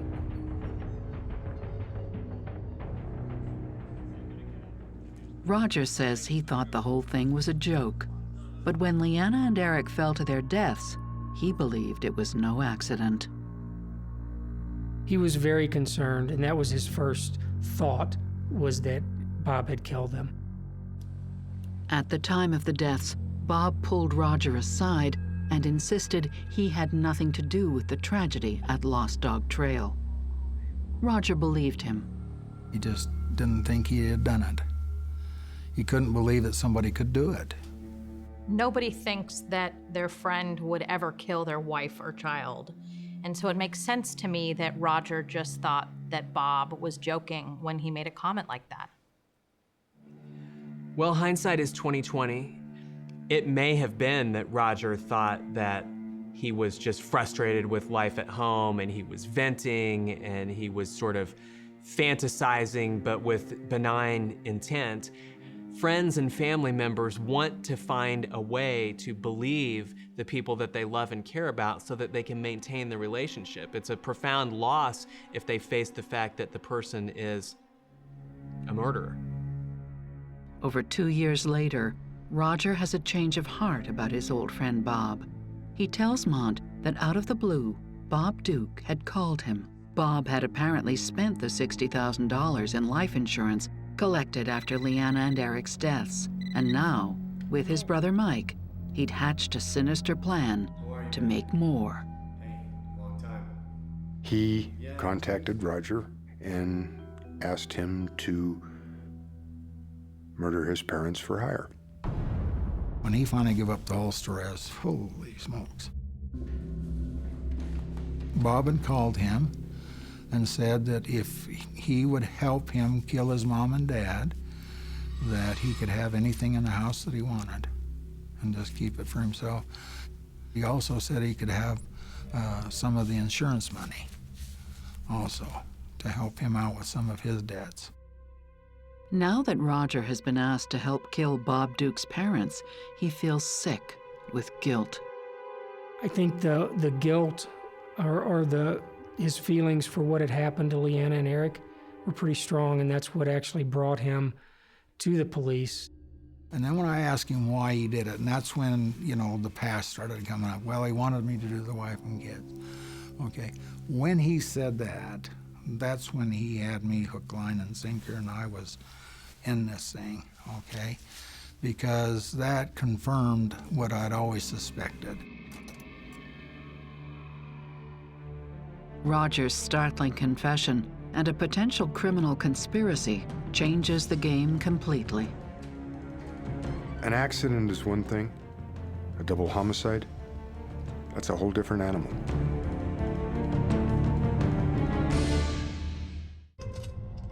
Bob's high school buddy Roger tells Green River Police that not only does he believe Bob killed his wife and son, but he's now actively plotting to kill his own parents. Bob makes the critical mistake of calling Roger long distance, which means the case gets turned over to the FBI. The federal authorities were brought in because of the interstate nature of the conspiracy solicitation. The solicitation was being made from Texas to commit a murder in Wyoming, and so that created federal jurisdiction. I felt I had a case. There was no doubt in my mind. So then I called the FBI and said, okay, this is what I have. I remember just having some question about, really, both two brothers, both wanting to kill their parents. But they need more than Roger's word. They need to hear it from Bob directly. What happened was that Lieutenant Meekum and the FBI arranged to have several phone calls placed that were recorded. Naturally, Roger would be nervous. I mean, the stakes are pretty high in this type of investigation and these type of phone calls. And so Roger just had to try to get as much information as he could regarding the plot. I mean, he was scared, big time. No one is sure whether Roger can pull this off. Reference conspiracy to commit murder. Hello? Yeah. Hey, it's me. Roger gets straight down to business. Yeah, so remember Hey, remember when we talked before about the $20,000 for killing your parents? Yeah. Hey, I'm thinking I might want that. Do it. Did you have any ideas about maybe how I could do it, or? Mike and I were talking. There were some pretty explicit discussions made about the manner in which it would be done. Bob suggested a .22 would be a weapon of choice because it would be quiet and no one would hear it. If you would quiet enough. Right. I don't think it's anything more than a door slamming. Okay. And everybody's closed up this time of year. Nobody has open windows or anything like that. Right. When Duke's parents came home for the evening, Roger was to shoot them.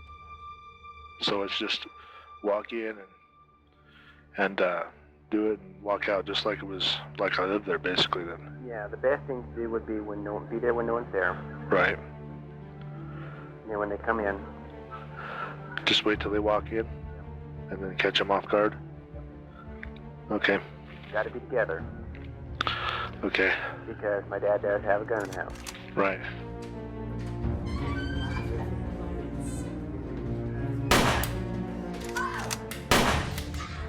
As well as the $20,000 payoff, Roger would get free rein to ransack the house. You said that before I could have anything in the house? Like maybe your computer? Cool. What was it that you wanted? He had there's a watch. A watch? Oh. But the one thing that Bob was adamant that he not take was his dad's watch, because Bob wanted it. I've had it with this whole thing. I'm tired of hearing about it. Right. So, if you did it, right, we could probably up that just a little bit. Just to make it more worth my while? Yeah. Okay. If you did it, we could probably up it another 5. Okay. But the key is ASAP. It was pretty chilling. Cool, collected, thought out. And that just makes it 100% real. The tone of them would make you believe that it was not a joke. The FBI now has enough to arrest Bob for plotting to kill his parents. But they want more. They want Bob to implicate himself in the killing of his wife and child. Roger was starting to panic, you know. I mean, the FBI pushed him a lot harder. They didn't coddle him like I would. Knowing that we had an arrest warrant, we were going to push pretty hard, and Roger was asked to push and to bring up Leanna and Eric, and he did.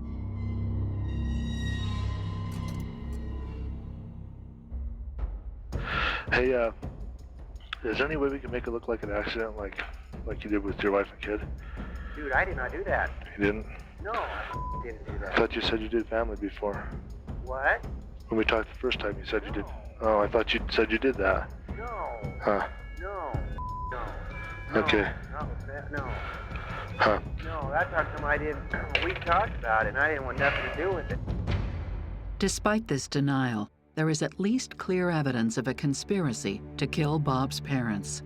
And all the while, FBI agents have been lying in wait right outside.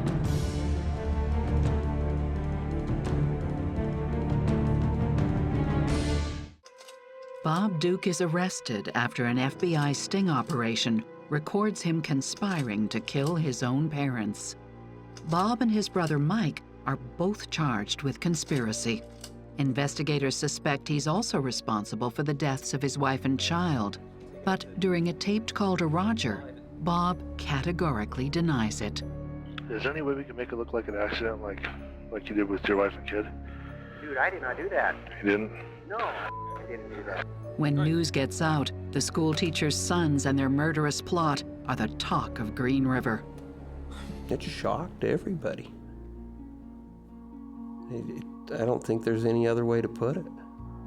One of our kids from our community. I mean, what a sock in the face. Who would ever thunk that any of that would have happened? People talked.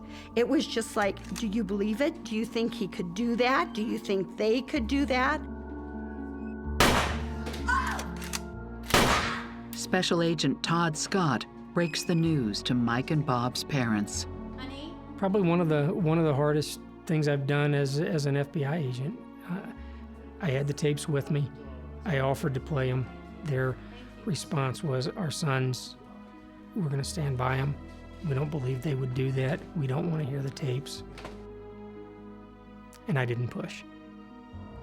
Can you even imagine hearing your children plotting to kill you for your insurance? Well, it's extremely unusual for anybody to want to kill a family member, and for somebody to want to kill family members strictly to unburden themselves of the responsibilities of being a husband and father, and then strictly to get money so that they can continue living the lifestyle they want to live, shows a stunning lack of the normal human connectedness and empathy that most of us have for those closest to us in life, our families. The fact that he could literally go to his parents for financial assistance and say, can I borrow some money to help get back on my feet? But instead of doing that, he'd opt to kill them is appalling. The parents had reported to police that Bob and his brother had a great relationship with them. But the fact that they are conspiring to kill them leads me to believe that there are some secrets that we don't know about. People seem to think that it was a close-knit family with strict parents and loyal, loving children, and clearly, to some significant degree, that was an illusion. Faced with recorded proof of the plot, Bob Duke pleads guilty to conspiracy to murder. He's sentenced to 10 years in a federal penitentiary. Bob received the maximum sentence for the crime that he pled guilty to, which was conspiracy to use an interstate device for murder for hire.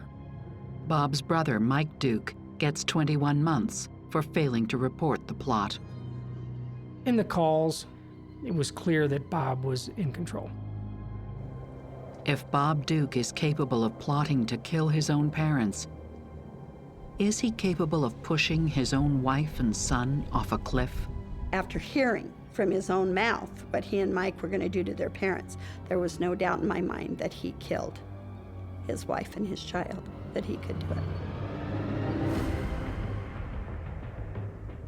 Local police and FBI alike are still bothered by the deaths at Lost Dog Trail. And I was sitting at my desk and I just couldn't get them out of my mind.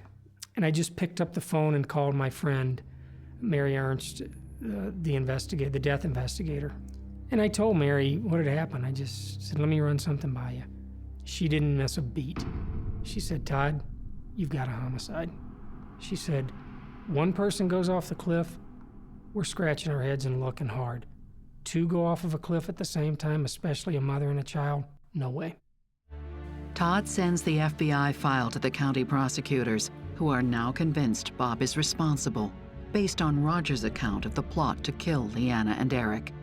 But Roger's word is all they have. It was just an absolute lack of physical evidence. You have a homicide, you have weapons, blood splatter,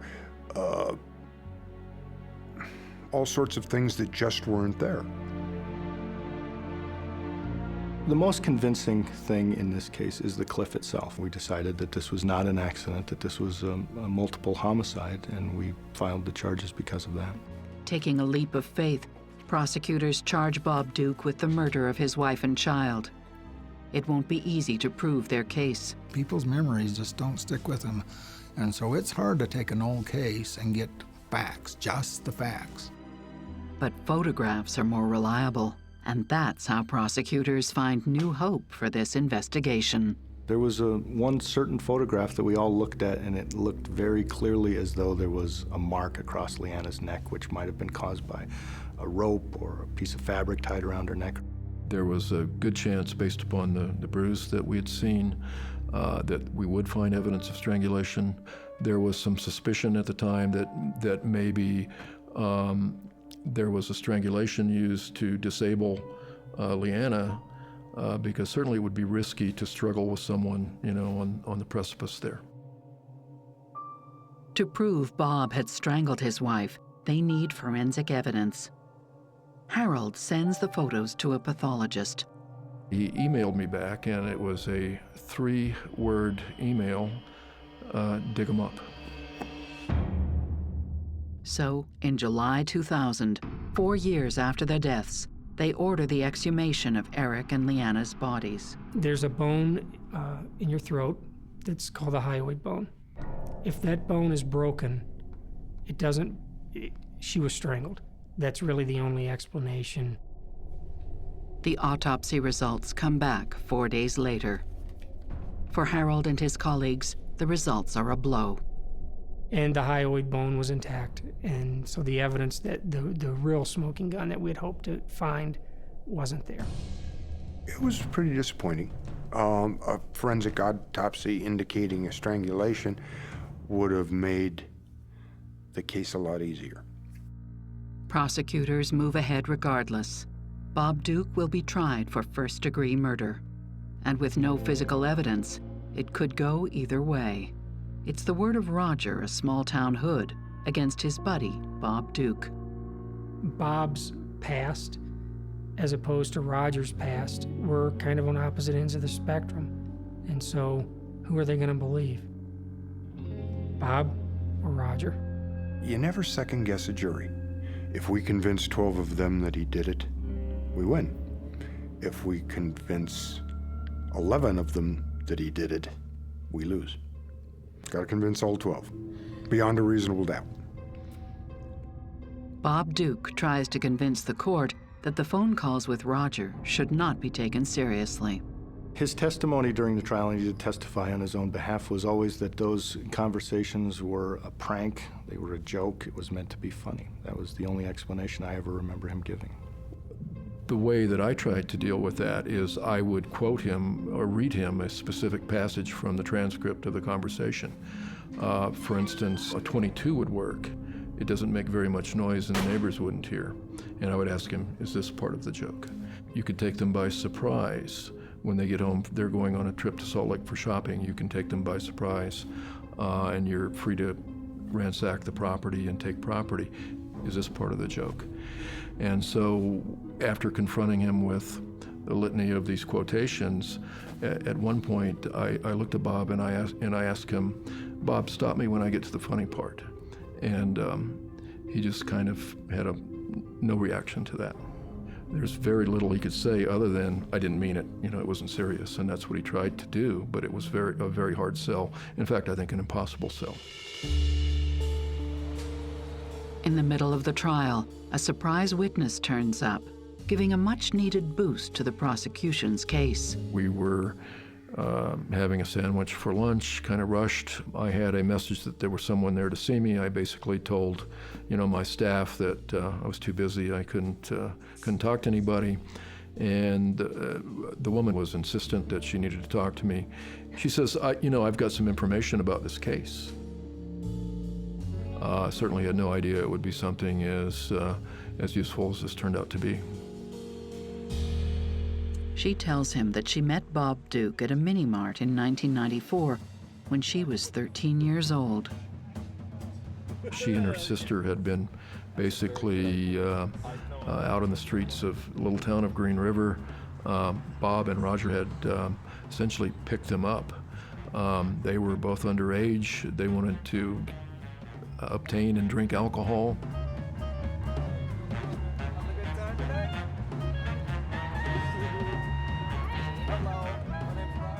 Bob and Roger apparently were willing to provide the alcohol in exchange for female company, and they began kind of a dating relationship, as she describes it.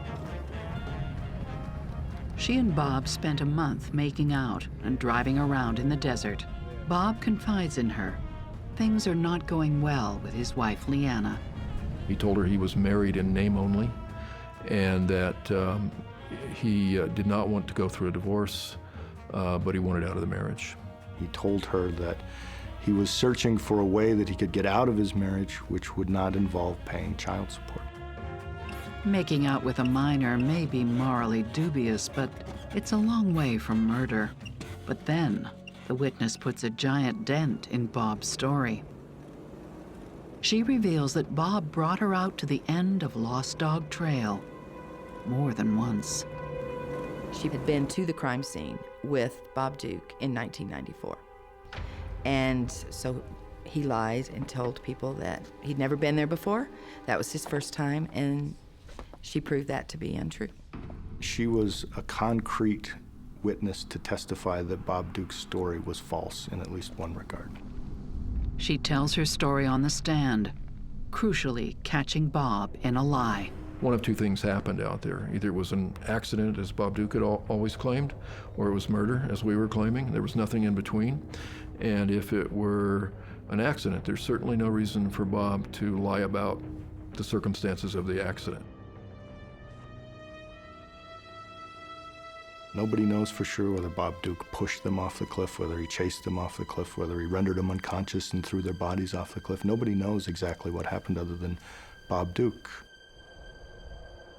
But we know that Eric and Leanna went out to that cliff and that Bob Duke caused them to go off the cliff, and that's what caused them to die. The jury takes just a few hours to reach a verdict. Bob Duke is found guilty of first-degree murder. In September 2002, he's sentenced to 6 life terms for murder and conspiracy. Bob very nearly got away with 2 murders and may well have done so had he not tried to do it again. Bob's parents never accept that their son was a killer or that they were in danger of being his next potential victims. They defended both Bob and Mike the whole time. They never, ever wavered. One has to respect their position, because I would imagine that that's probably one of the hardest things for any parent to get their head around, that their child, or their children in this case, would want them dead. Roger can perhaps claim credit for saving their lives. I think Roger did the right thing. I mean, I think he's, in this instance, Roger's a stand-up guy, and he did something that was very hard for him. The thing about it, Roger is straightened out. So, I mean, it helped him in a lot of ways. Bob Duke has exhausted all of his appeals and is serving one of his 6 life sentences. His crimes leave a shadow hanging over the town of Green River. It's heartbreaking. Unnecessary, stupid. That's why I felt down at this scene with the bodies. A waste, you know. It was just a waste. I'm just glad that justice was served. Lives will never be the same. A lot of lives.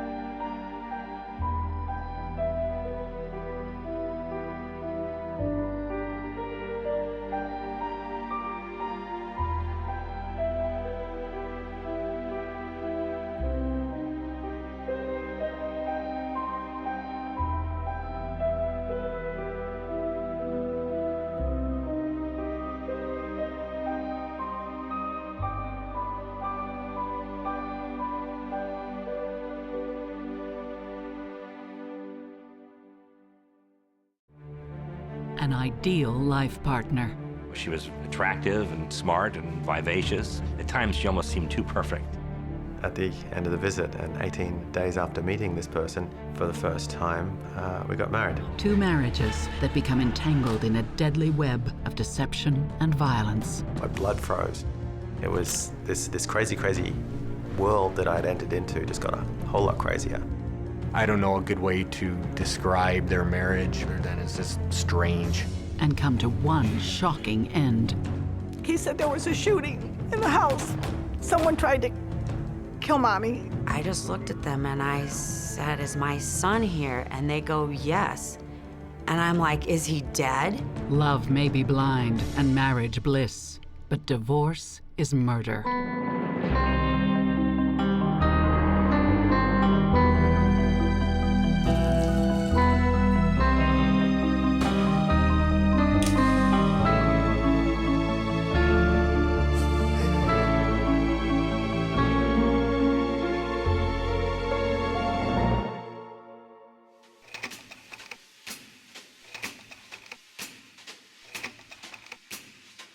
(1987).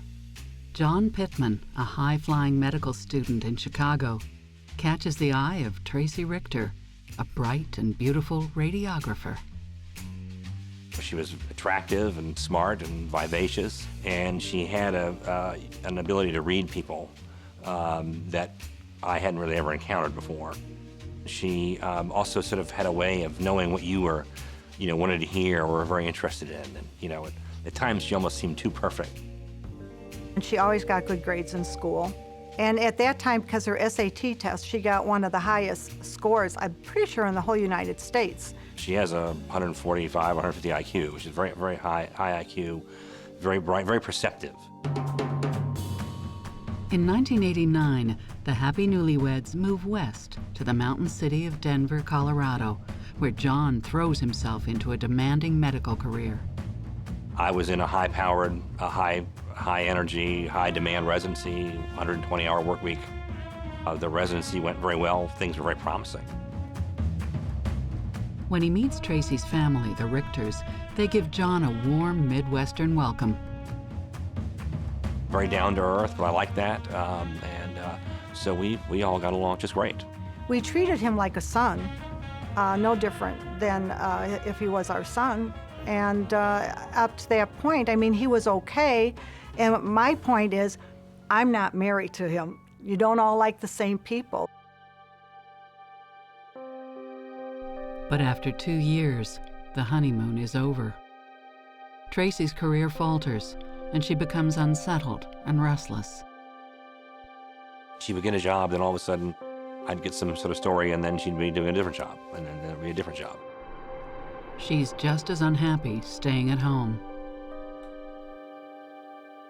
As you know, she didn't really have a job. She was just around the house, and not much was getting done.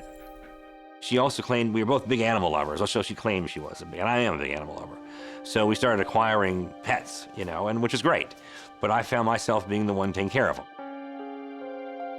Psychotherapist Stacy Kaiser and forensic psychologist Brian Russell see signs of trouble emerging. I think intellectually you can understand, I'm married to a man who works a lot of hours because he's building a career and a life for us. And I think emotionally you can still feel neglected. I see this happen with women all the time. Just because I understand that you need to work doesn't mean that I don't want your love and adoration. If one person feels smart and intelligent and capable, and yet it's the other person who seems to be the one who's busy, the one who has the life outside the home, the one who's making the money, getting all the recognition and prestige, you can have a resentment born of that. John's parents never really warmed to his young wife, and their opinion of her is about to plummet. There was a major credit card fraud incident, and that was the first real sign of things to come. My parents had 2 high limit credit cards that someone got their hands on. After thousands of dollars are spent on household items, John's parents investigate the trail of fraud. Their investigation leads to a very surprising source, Tracy. When you take the credit card, how it was used, where it was used, who the lists of suspects were, which is a very short list, it really started to look like it was her. She was adamant in her denials. I mean adamant. She basically said there is in no way was she involved with this in any way, shape, or form, and anyone who would accuse her of such, you know, was out to get her. No charges are filed, and the couple try to put it behind them. But the atmosphere within the family remains chilly, made worse, according to Anna, by the birth of their son. I was out there when Bert was born, and I think the 6 weeks that I was out there, if you would put all the days together that John was home, maybe it would come out to a week. But even when he was home, he was always very distant, very much to himself. It was difficult for John to show affection, and he didn't seem to have attachments. Whoever's at fault, the couple's arguments become longer, crueler, and more frequent. She became difficult in a hurry. She had an explosive temper, which I had never seen before. There became a cycle where no matter what happened, all of a sudden it was my fault, you know, and that was I was responsible. And, you know, you certainly shoulder your share of the blame, and maybe a little bit extra, and that's fine. But I began to really notice that she never really took responsibility for anything. It looked like she just was looking for something to complain about on a daily basis, and to create a picture of enemies, you know, surrounding her, including me, and certainly my family.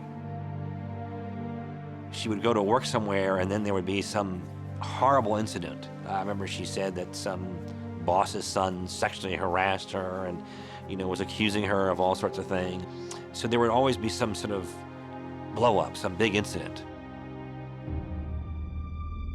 As the tension escalates, Tracy's temper takes a dramatic and violent turn. It was, again, something really minor. I think my shoes were out of place or something really tiny. And she just absolutely exploded. And it was not like anything I'd ever seen. It was almost like an animal.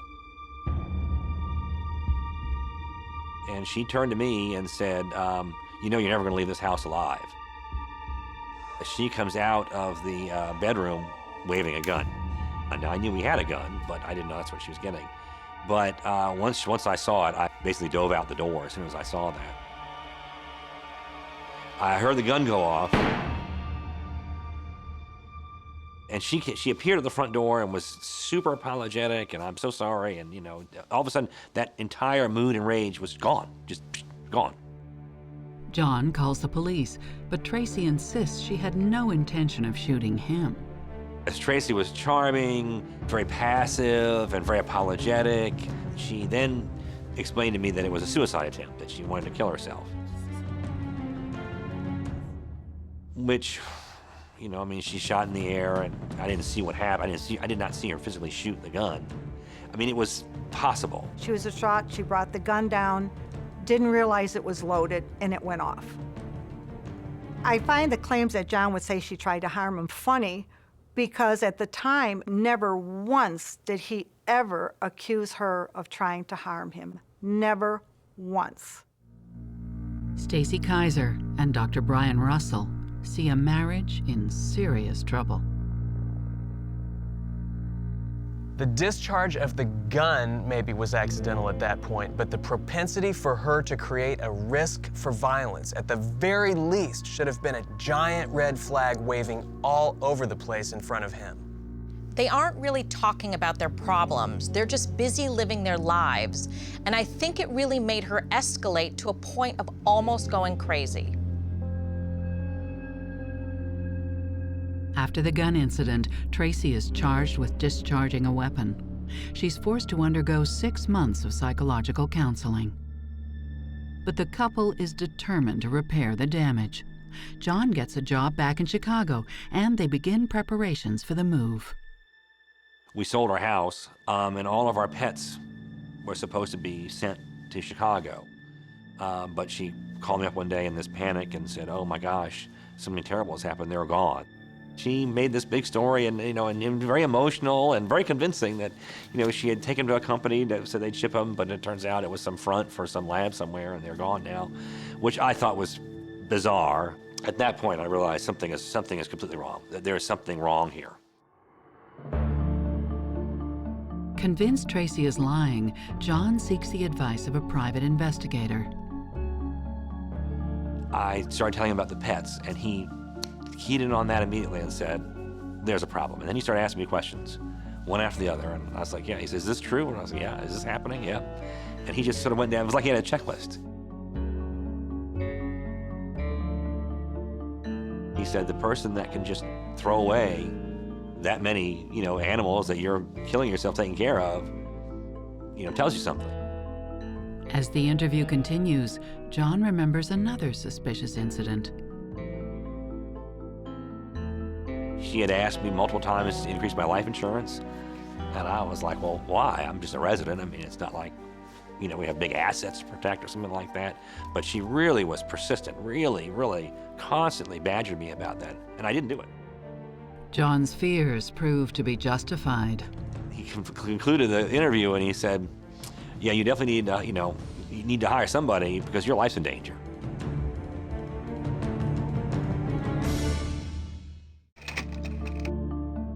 John Pittman and Tracy Richter had so much potential. But the rosy glow of newlywed love has dimmed, leaving violence, fear, and paranoia. By 1992, John has hired an investigator to unravel what he believes is a plot against his life. What the investigator explained to me was that, number one, what she's going to try to do is get you alone where she knows you're alone and you're in private. And that's when it's going to happen, because she's not going to kill you. She's going to have someone else do it. I think that John did the right thing by hiring a private investigator. That said, if you reach a point in a relationship where you think you need to hire an investigator, then I think you have to really look at whether or not you should be in that relationship. As John and Tracy prepare to move back east to Chicago, the investigator continues his surveillance. She called me and said, "Hey, let's meet at our apartment, and then we'll go get some dinner." I said, "Okay," and I as soon as I got off the phone, Glenn, the investigator, called, and he said, "Something's going on." And I said, "Well, why do you say that?" And he said, "Did she just call you? Because you could see her on the cell phone."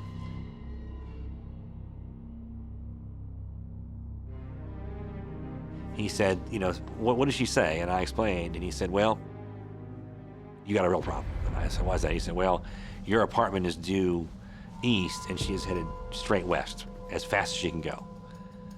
And he said, "Whatever you do not go to your apartment, and you need to go to a public place right now." Sure enough, she called a few minutes later and said, "Oh, I'm at the apartment. Where are you?" She wasn't at the apartment at all. She was up in the mountains at that point.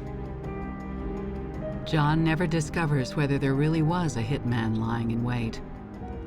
But his fears are heightened when the investigator reports that Tracy is associating with some very, shady characters.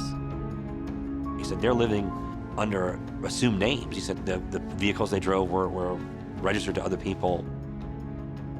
She spent 7 different nights with 4 different males, something like that. So this obviously wasn't an affair. There was something else going on here completely.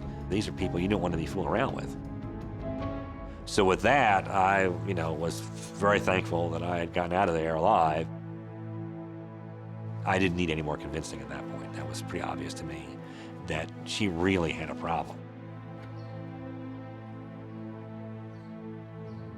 4 years into their marriage, in fear for his life, John moves out of the family home, leaving his wife and 2-year-old son. Initially, Tracy refuses to accept that the marriage is over. She kept calling me, wanting to reconcile and all this, and I just didn't want anything to do with it. I just didn't even want to think about it at that point. But 4 years later, with the divorce finalized, Tracy does move on in a dramatic way. By 1996, she is swept up in a whirlwind internet romance with Australian entrepreneur Michael Roberts. Wasn't particularly interested at the beginning, but there was a little bit of backwards and forwards, mainly with email. I mean, she was beautiful, she was articulate, she was very engaging, socially talented, and everybody loved her. So it, signed me up. I was hooked. Tracy agrees to fly to Australia and meet Michael in person. Tracy's mother, Anna, is alarmed at the prospect. Here you're going to a different country, you don't know this person, are you sure this is what you want to do? But she wanted to go out there, he talked her into coming out there, and Michael can be very persuasive. Tracy came to Australia, and I proposed, and at the end of the visit, and 18 days after meeting this person, for the first time, we got married. Just a few months later, Michael moves to Chicago. He quickly discovers that his new bride has plenty of baggage from her previous marriage. Tracy rages against her ex, John Pittman, who is fighting to get custody of their young son. Tracy asserted that he was a narcissist, that he cared only about money, about himself, about power and prestige. In the years following the separation, John and Tracy's custody battle has become increasingly hostile. So next thing I know, I'm suddenly being accused of everything under the sun, of being this terrible husband and, have multiple affairs and all these things that she looked like she had done. She was just having a lot of problems even afterwards with visitation with him. And he would take him and wouldn't bring him back when he was supposed to, and at one time he abducted him. And so there was a lot of hard feelings, and I think that was what really put the wedge between them. Our son started showing up, and he's only 3 years old at the time, with very strange marks on him, on his face, on his body, that, kids fall and they get bruised, and, that stuff happens. But these look strange to me. And I started asking him about it, and at first he really wouldn't say much about it, but then he started telling me that his mother had hit him, which was a real shocker to me. That was a shocker. I did not see her ever being violent towards her child, and I didn't expect that. Tracy makes a startling accusation that throws the custody proceedings into chaos. We walk into court, filing a motion, all these things, and they turn around, their attorney says, well, we have physical evidence that he's been sexually molested and that his father is the responsible party. And I was in shock. I was stunned. All of a sudden, flyers started appearing on all the cars around the hospital, naming me as a child molester, and they were all putting on the windows of the cars in the parking lot right across from my apartment. John denies everything and fights Tracy's accusations tooth and nail, but Michael believes her and stands loyally by her side. I adopted the battle as my own. My time, my money, my resources, my emotions. I put a big hedge around the family to protect them from this monster, Dr. Pittman.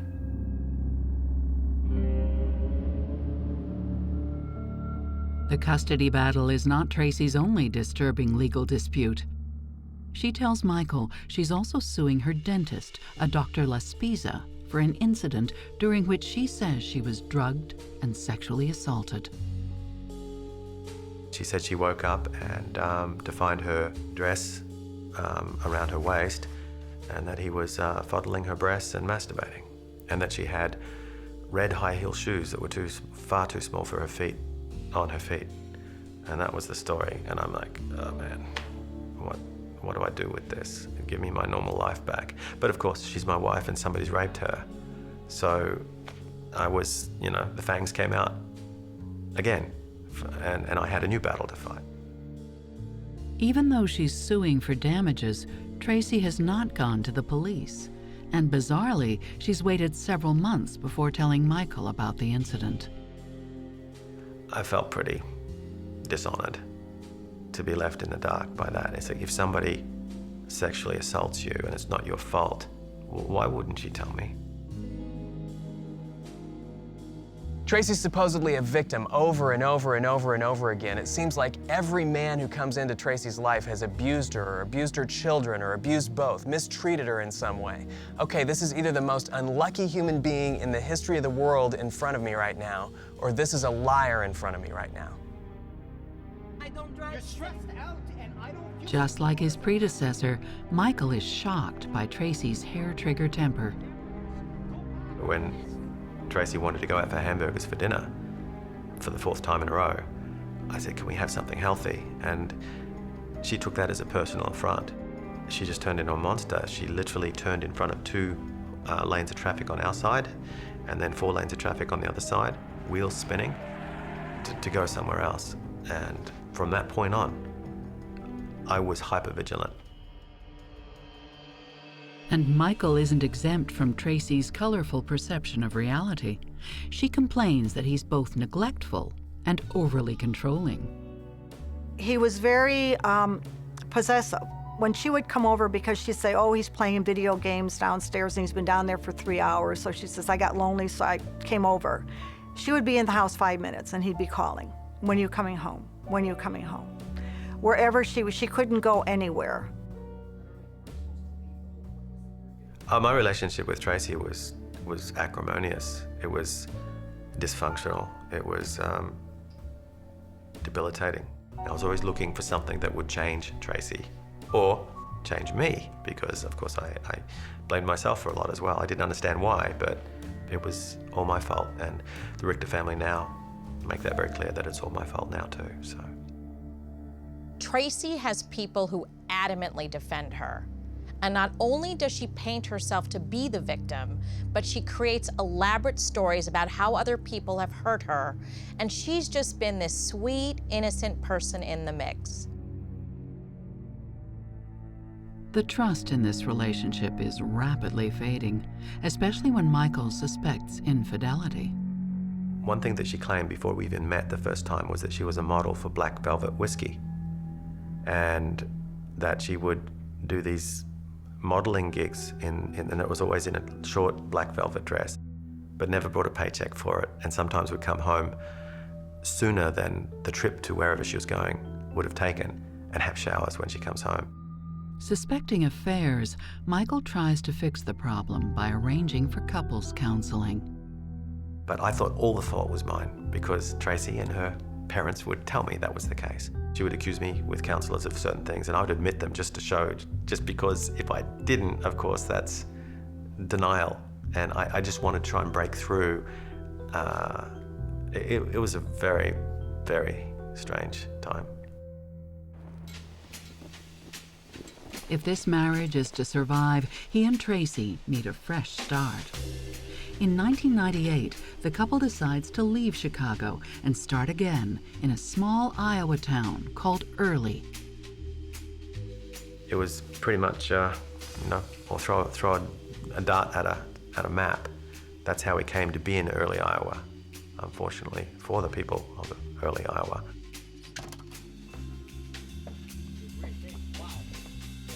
By the year 2000, they have 2 children together, giving Tracy's son a new brother and sister. Michael's business is flourishing, and the family seems content. The move from Chicago to Early was a breath of fresh air for me. There was just so many stresses in my life, and it was away from what I thought to be unhealthy influences. But his optimism quickly fades. The family is about to be caught up in an inexplicable tragedy. He said there was a shooting in the house. Someone tried to kill Mommy.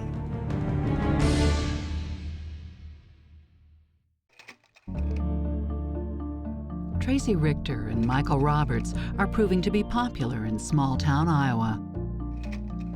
Neighbors are unaware of their checkered history. Tracy's ongoing custody battles with her first husband, John, the sexual assault claim against a dentist, and her alleged affairs in Chicago. Mona Weedy, a local real estate agent, has no idea that her life will be tragically transformed by her new neighbors. They seemed very, very friendly. You know, they were just, very pleasant people, outgoing, kind, considerate. You know, they just seemed like really nice people when they moved to the community. The couple's lavish spending makes a considerable impression. It was just kind of like one thing after another. They were always fixing up their big Victorian house, and then they got a camper, and then they kind of remodeled their camper, and then they got a brand new camper and kind of showed it off and bragged about it. And pretty soon they got an acreage where they had their Arabian horses, put up their little white picket fence, and they were just always spending money. Mona takes a job working for Michael's internet business. The marital tension is impossible to ignore. They would always, be talking about the other. Michael would say, I love Tracy, but, and then Tracy would be in a conversation with me and she'd say, well, I really love Michael, but, and I'm going, okay. Ever the Good Samaritan, Michael offers to help Mona's troubled and unemployed teenage son, Dustin. Michael told me, well, how about if I just kind of take Dustin under my wing and, we can invite him to do some stuff with us. And I'm like, great, wonderful. I mean, that would really be nice. They just kind of went out and rode around and talked a little bit.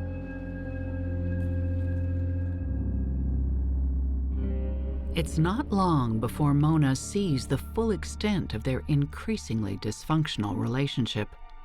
One day, Tracy discovers that a bad business deal has cost them thousands of dollars. And Tracy comes storming in the back door. She was just stomping and rampaging and cursing and yelling at Michael. And Michael looked at me and he says, I'm gonna have to excuse you. I'm gonna ask you to go home now. And I said, no problem, not my business. So I just got up and gathered my things and I left. Well, the next day, Michael had called and told me that he had spent the night in jail. And I'm like, what? She started literally kicking her boots through both the drywall on both sides. It would come right through. And she was doing this right over a 220 volt heater. So I put my arms around her to pull her back because I actually thought she was going to electrocute herself. I didn't throw her to the floor. I didn't drop her to the floor. I actually laid her down. And then I stepped back because she was hurting me.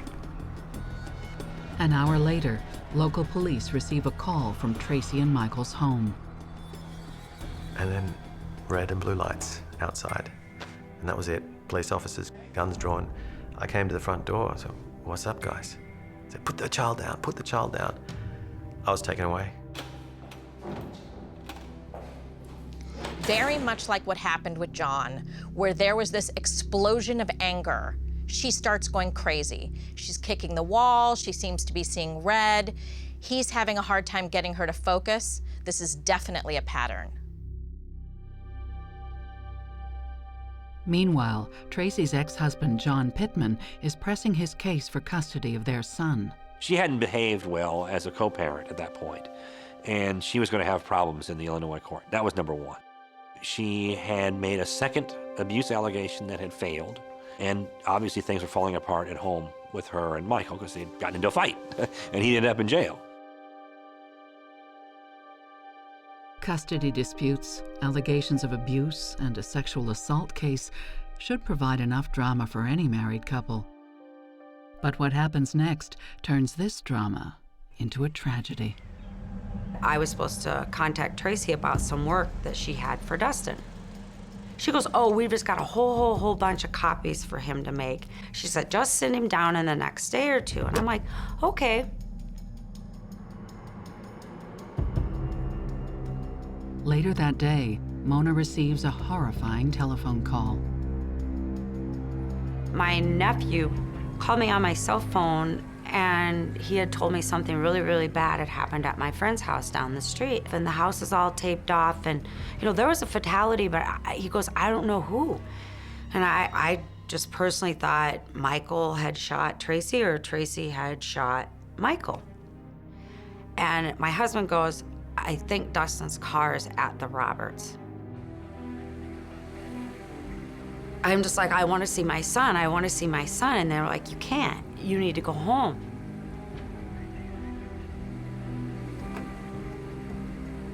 Tracy's mother, Anna, hears the news from her 11-year-old grandson. At first he was calm, and he goes, Grandma? And I said, yeah. He said there was a shooting in the house. Someone tried to kill Mommy. 2 men had broken in, tried to strangle Tracy. She'd managed to get a gun and kill one, and the other got away.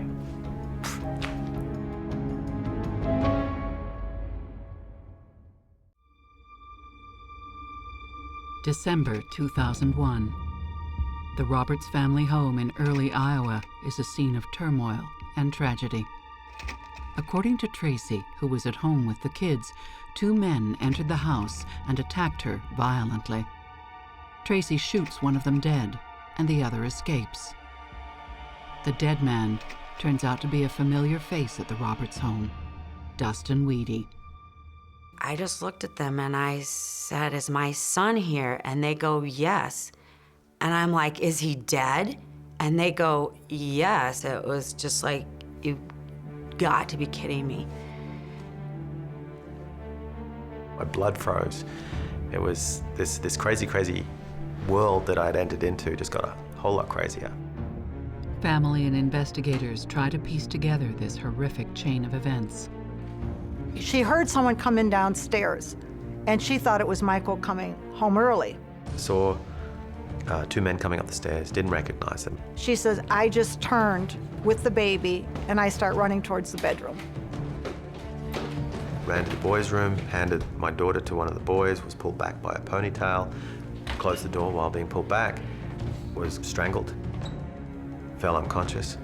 Tracy says the attackers tried to strangle her with pantyhose. From what I understand, when Tracy woke up, she pushed herself back, and they hit the wall, and she got away.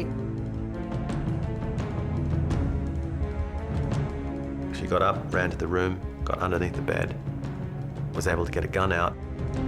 And then she just laid there between the bed and the wall and just started firing in the direction.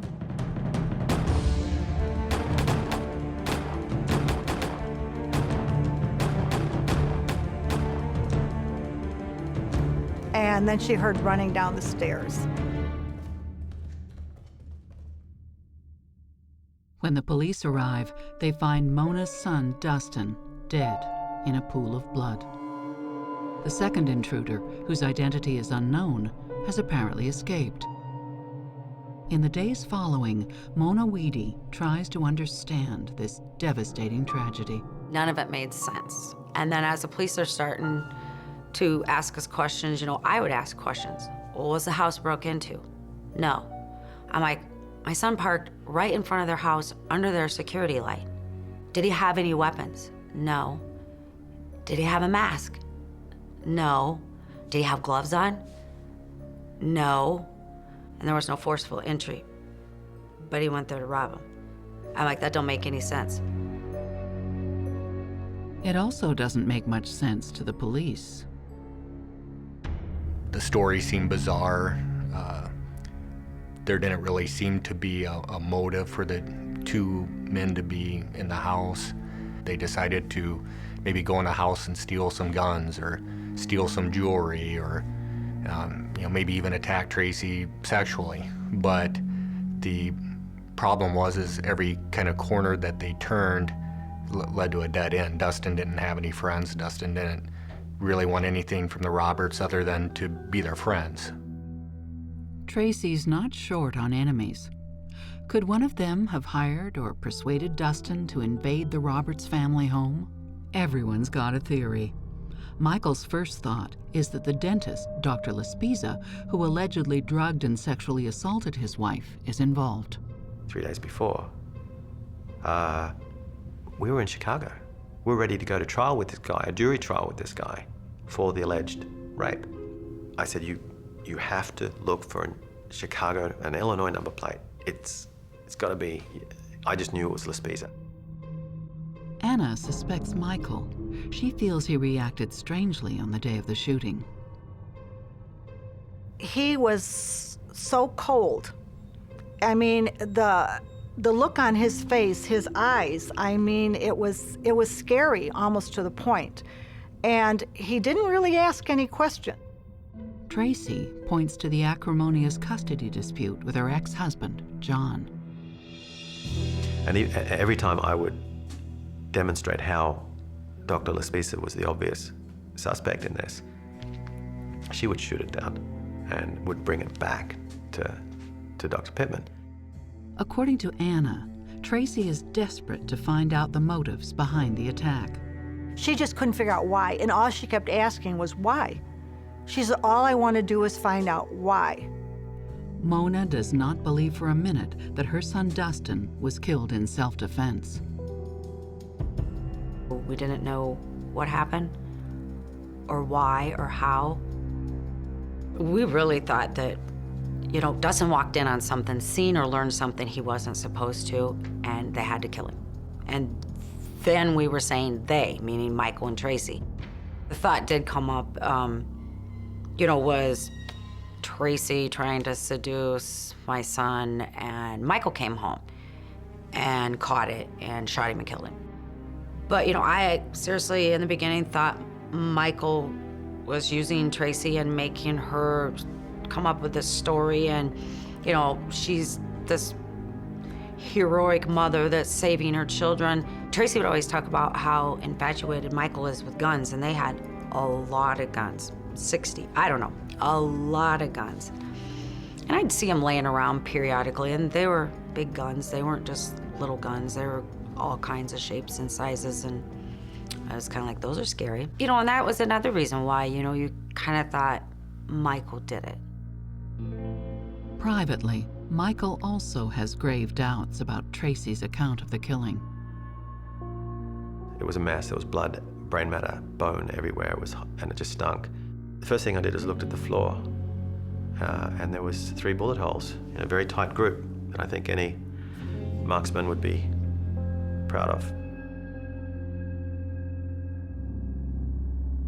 He finds it hard to believe that pantyhose were conveniently available to be used as a murder weapon. The weapon was found on the banister, which was her pantyhose, which wasn't where pantyhose were left. She had those little dryer bags for her lingerie, and I prohibited anything to be dried on that banister. Lots of very strange details that didn't fit in a practical way. But in public, Michael backs Tracy up 100%. I was her champion and defender after that. When people would question motives, question evidence and so forth, I would always be able to present it in a way that puts her in the most favorable light. And Michael was bragging about it afterwards. Oh, don't mess with the mother and her kids, and that. And he was going around, patting her on the back and telling her what a great person she was and how she saved her children.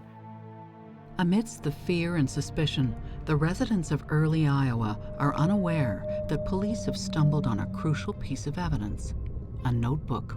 The notebook was the centerpiece of the case, the notebook that was found in Dustin Wheaty's car.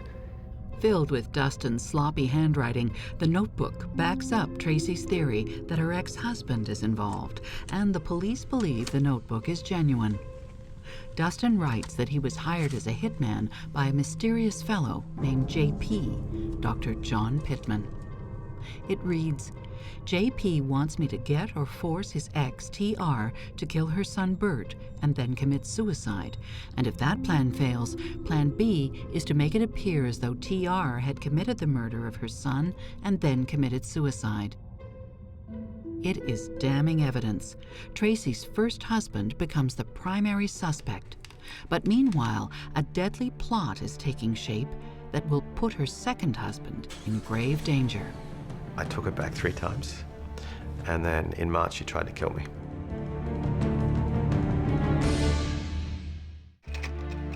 Dustin Weedy has been shot dead by Tracy Richter in an apparent act of self-defense. Dustin's handwritten notebook suggests that Tracy's first husband, Dr. John Pittman, is involved. But lead investigator Trent Villada has some doubts. I still have yet to find anyone to believe that a nationally recognized plastic surgeon would have decided to hire Dustin Weedy as an assassin for Tracy. That it doesn't make any sense. It doesn't make any sense that they would know Dustin. It doesn't make any sense that if they wanted Tracy to die, that they would ask Dustin to do it. I remember hearing something from someone that I was being implicated in, and I thought, well, you know, how ridiculous is that? But, you know, what else is new? Dustin's mother, Mona Weedy, refuses to believe he wrote the journal of his own free will. They asked me if my son journaled, and I'm like, no. I said, not Dustin, he hates to write. We could barely get him to do his schoolwork, let alone for Dustin to journal. Investigators begin to wonder if Tracy forced Dustin to write in the notebook in an attempt to set up her ex-husband. She was going through another custody dispute with John Pittman, and John Pittman was the guy she hated most in the world. And there's no court in the world that's going to give custody to a guy that's accused of a murder for hire. The notebook is kept secret from the public, the press, and all the potential suspects. Police believe that anyone who has knowledge of the journal could be complicit in the death of Dustin Weedy. The investigators, they were waiting to see who was going to come forward and start talking about the notebook. Meanwhile, Tracy and Michael's marriage, already on the rocks, is held together by the slender thread of the Dustin Weedy shooting. It gave me a passion, it gave me something to focus on, and allowed me to make excuses for Tracy's behavior. I thought that there was going to be follow-up attacks because I still thought that Pittman or Laspiza or somebody's involved, so I'm hyper-vigilant. I was living in a war zone. Tracy's obsession with John Pittman and the custody dispute continues. And Michael, well, he's about to get a real wake-up call. I'd caught Tracy in another affair, late 2003, early 2004, and I took her back 3 times. And then in March, she tried to kill me. He now realizes that Tracy was trying to drug him with sedatives in order to kill him. You have to understand that I was under a systematic drugging campaign. Best I can estimate 2, maybe 3 weeks. I mean, I was in some sort of narcotic psychosis, and I went to sleep in the car, but I didn't that she'd started the engine and was trying to kill me with carbon monoxide. I don't know a good way to describe their marriage or what went on in that house other than it's just strange. One night, I was sort of semi-conscious. I mean, I was there. I can remember everything, but there was no resistance to anything. And she rolled me up in a sheet, big safety pins, pinned me, tied me up like a cocoon, sat on top of me and put a plastic bag over my head. So I had no oxygen for close to 10 minutes, by my best estimates. I was just stuck, and I didn't think I had a choice. I didn't realize, because you put a frog in cold water and start boiling it, the frog will never try jumping out, it'll boil to death. That was me. He saw these things, it was getting hotter and hotter, and he just acclimated and justified and explained. And then the next thing he knew, boom, there was an explosion. What can happen sometimes is that a person who is inclined to give another a second, a third, a fourth, a fifth chance can end up enabling that person to be out there endangering people much longer than they should. When Michael finally does go to the police, he can't persuade them his life is in danger. I'm the guy. You know, it's usually the guys that do the abuse. Fearing for his life, Tracy's second husband finally jumps out of the boiling water. He changes the locks and files for divorce. Michael calls John Pittman, a fellow survivor of a Tracy Richter marriage. And my first comment with him was, "Let me guess, you're afraid for your life." And he said, "Yes, very much so." And I said, "Well, that's probably a healthy thing to be." With the second marriage over, Tracy tries to turn suspicion away from John Pittman and towards Michael. Michael Roberts was never a suspect in Tracy's eyes, right up until the day they got divorced. Whoever she hated the most was responsible for the attack.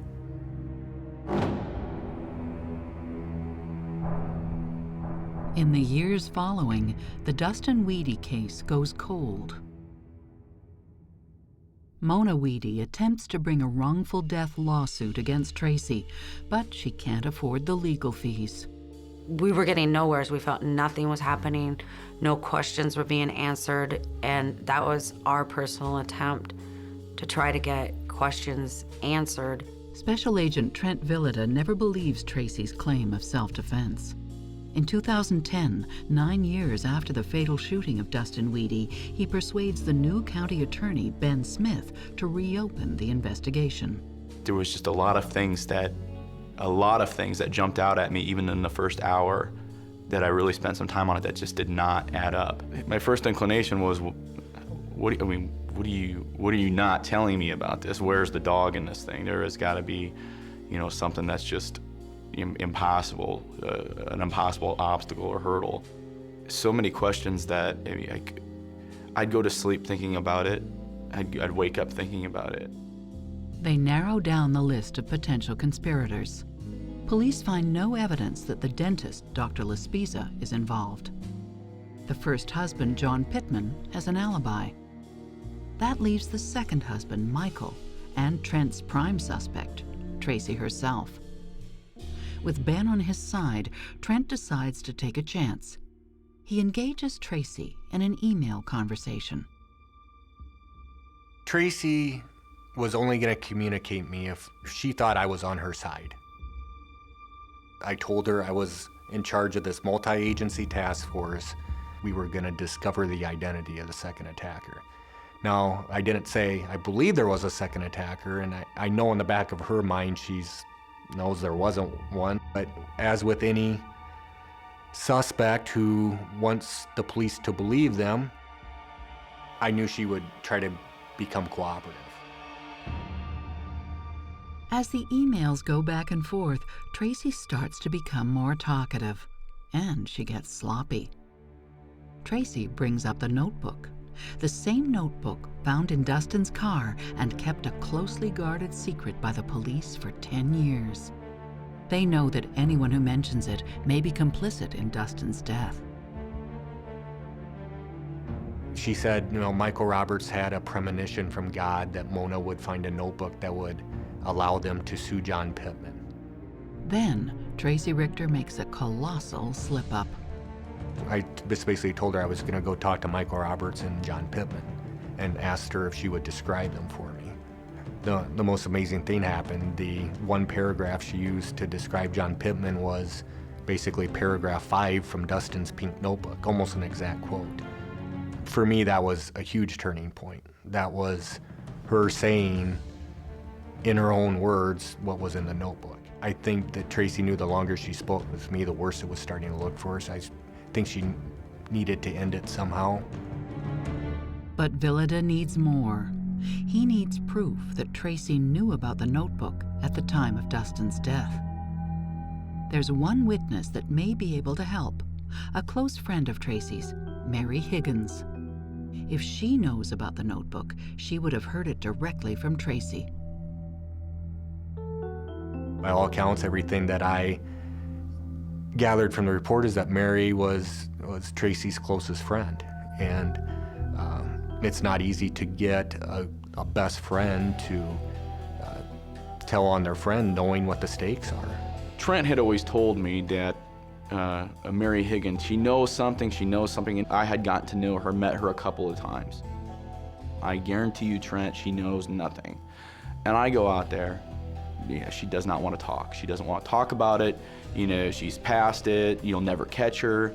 And then I said something, we think that we, found something that can link her to this. And she told me, you mean that stupid pink notebook? And I almost got sick when she said it. So Mary Higgins, huge. I mean, absolutely, tying her to that. Once we had Mary Higgins' testimony, that was the case. Finally, 9.5 years after Dustin Wheaty's death, Tracy Richter is charged with first-degree murder. At the trial, Mary testifies that Tracy told her about the notebook soon after the killing. The prosecution argues that Tracy convinced Dustin to write the diary and then shot him dead in an attempt to set up her ex-husband. There's speculation that maybe she lured him up there, promising him sex for writing the notebook, or Dustin loved computers, so maybe she promised him a job with the company, or it could be as simple as she described John Pittman as a child molester, and Dustin would help out the family by keeping Bert away from Dr. Pittman. People, say, oh, she was gonna lose child support. She didn't care about child support, she cared about winning. She cared about beating Dr. Pittman. That's it. It's all it ever was. On November 7th, 2011, the jury finds Tracy Richter guilty of first-degree murder. She is sentenced to life in prison. Tracy still maintains her innocence, as does her family. They say that I just can't accept. And I said, I can accept it if it's true, but I know it's not true. And I'm gonna fight, and I don't care. I'm never gonna give up to prove that she's innocent. Look at the lives that have been wrapped up around her and the people who've gotten close to her and what's happened to them. Between me and Michael and the dentist and all these people whose lives have almost gotten destroyed by her. Is that coincidence? I mean, that's a heck of a coincidence. She got first-degree murder, life in prison, without parole. It's true, it's real, it happened. That part is done, it's over with.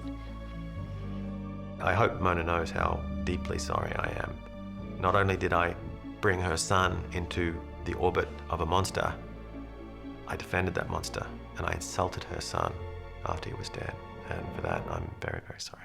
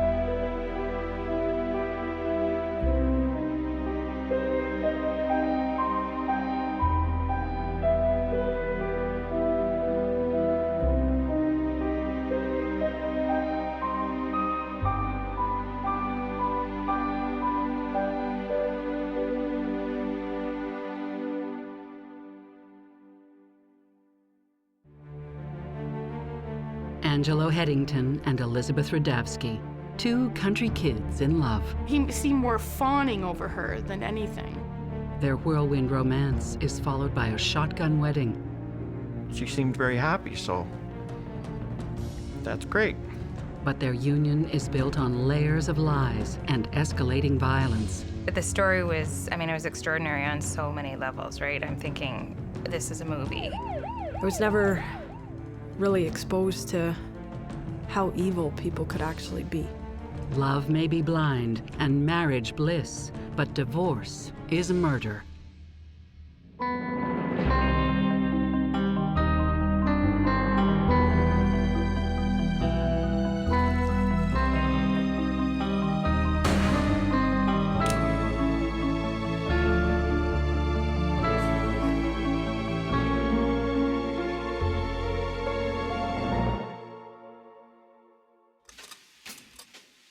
Glencoe, Ontario. This is horse country.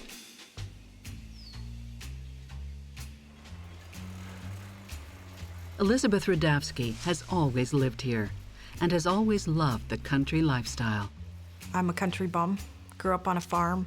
I loved going out and just taking care of the animals, and I helped doing hay.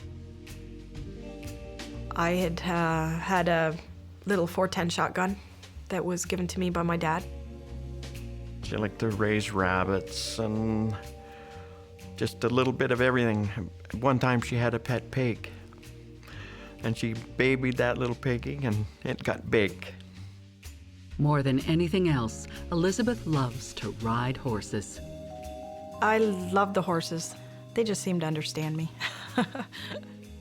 Glencoe is paradise for horse lovers, and as just about everyone will tell you, a tight-knit community. Kelly Dupont is a local horse boarder. Most people are related to each other. I did find that. And a lot of good people, though. In 2002, Elizabeth is 26. She works part-time selling dog licensing tags outside of Glencoe, a small Canadian farming village just north of Lake Erie. You just needed to go from farm to farm throughout the whole township, basically just have people buy dog licenses. The job is a good fit for easygoing Elizabeth. Oh, she trusted everybody. I don't pass judgment on people. Oh, everybody knows everybody for sure. Not too much gets away without everybody knowing what the next door neighbor's doing. Elizabeth lives with her boyfriend, Andy. They've been together 6 years, but unlike Elizabeth, Andy's not into horses. I would always ride by myself. I know it was very dangerous to ride by myself, but if you have nobody to go with you, you just go do it. Elizabeth is about to meet a stranger who shares her passion. Oh, there was rumors regarding a lone rider that was out riding. We didn't know who it was. Yeah, basically he came into town and rode into town and nobody knew him. Like, who's that guy? So That guy turns out to be Angelo Headington. Elizabeth meets him when she pulls into a farm just outside town. Angelo has a job as a farmhand at Rhine Minimus Farm. I think he was working for Minoa, and then he got injured. Angelo doesn't have any cash to pay for his dog's license. He explains he fell off a fence and won't be able to work again until his leg recovers. Elizabeth agrees to collect the money from him later. Their conversation quickly turns from dogs to horses. He says, oh yeah, he has a horse, and oh, where's your horse? And oh, he's in the barn. That was my first visit. Relationship expert Stacy Kaiser and forensic psychologist Brian Russell see loneliness as a key part of this instant attraction. There's always something attractive about the mysterious stranger riding into town, and I think that's part of what happened with Elizabeth and Angelo. The connection on the horses, I think, is more than superficial. The fact that Angelo is injured makes him appear vulnerable. And it really plays to something in a young woman because she thinks maybe she can help him. A lot of women have a nurturing, motherly kind of instinct. And when somebody seems needy, injured, whether it's emotionally and or physically, it can sort of trigger that. I think the horse was probably the biggest thing, that she found someone, a man that likes horses and had a horse. Elizabeth's connection with Angelo grows stronger when she meets his horse, Excel. In meeting Excel for the first time, he was a very gentle horse. He had a very soft eye. In being an animal lover, you can always judge an owner by the way the animal acts. I took from that he showed that he cared so much about his animals that he would care about people just as much. Angelo tells Elizabeth how, as a teenager, he gave volunteer riding lessons to people with disabilities. She's thoroughly charmed. Talked a bit about my horse. He was a flea-bitten Appaloosa. They swap stories about learning to ride and the times they've been bucked. Every time I talked about my horse and I had a story about something that had happened to my horse, he would always give me a story, something relating. We had a lot of common issues, common adventures.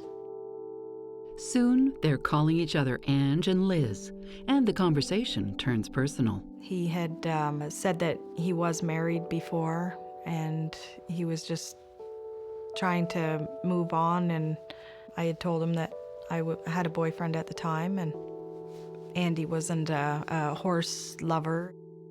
Elizabeth confesses to Angelo her relationship with Andy has reached a dead end. I think it's easy sometimes for people in long-term relationships who get unhappy or get bored for some reason to run into somebody else and feel a much stronger connection than they really should feel because the other person reflects precisely the thing that they're unhappy about in their current relationship. There is this really strong connection in and around horses, and that is something that is missing in her relationship with her current boyfriend. Over the next 3 months, Elizabeth and Angelo spend more and more time together. I showed him a couple of my spots just to go down and sit and look at the water, and well, that's the types of things I like to do. They went riding and did things, and she seemed very happy, so that's great. Angelo joins Elizabeth when she's out dog tagging. I had asked Andy many times to just come out with me, just dog tagging, and he would never do that for me. So it was really nice that Ange wanted to spend the time with me, and to me that meant a lot.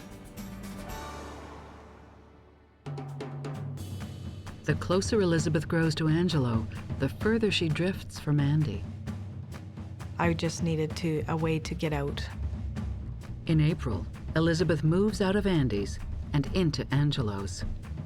He had this great big house, and it was just him there that I was more than welcome to move in, and I was hoping this would be a good fresh start. Elizabeth even moves her horse, Owen, into the stable next to Angelo's horse. I jumped in. He seemed really nice and sweet. You know, he seemed more fawning over her than anything. Tom Rudavsky is accepting. She really didn't say anything to me. Just one day she's living with her other boyfriend, and then she's moved out and moved in with Angelo. I liked her other boyfriend, but it's not what I like. It's, if she's happy, that's the way it is. It's really concerning to me how quickly Elizabeth has fallen for Angelo, left her boyfriend, and subsequently moved in with Angelo. It's almost as if she has put him up on a pedestal that he will inevitably fall from. When one person sort of mirrors the other and has a reflective response for the things that the first person says, it can indicate the presence of a connection. When the relationship is healthy, that's what it does indicate. It can also indicate manipulation if some of the reflected responses aren't genuine. Oftentimes, a great way to lure a person in is to pretend that you have the same interests. When Elizabeth returns to her seasonal job as a cashier at a slaughterhouse, her boss, Alma, finds her happier than ever. And it doesn't take long before she meets Elizabeth's new beau. One day he would come in and say, well, I bought her earrings, and Elizabeth would be wearing her earrings. And the next day would come in, you know, like, I bought her a ring, and Elizabeth would have a ring on her finger. But not everyone is as keen on Angelo. Nelson Billier buys and sells horses and has had dealings with Angelo on his travels. Well, he'd stand there with his hands in his pocket like this, and stand just like he was a macho guy. Very deep voice, full of BS. Nelson doesn't think much of the new couple either. She maybe had to be an idiot to be living with somebody like this. I don't spare the words, and that was just what went through my mind, thinking, what in hell is going on here? But for the most part, friends and family wish them all the best. I tease her about because she's a cute girl and she could do better. But then again, love is blind. But happiness is not in the cards for Angelo and Elizabeth. When they were first together, he was so nice to her. And then all of a sudden it was just like so nasty.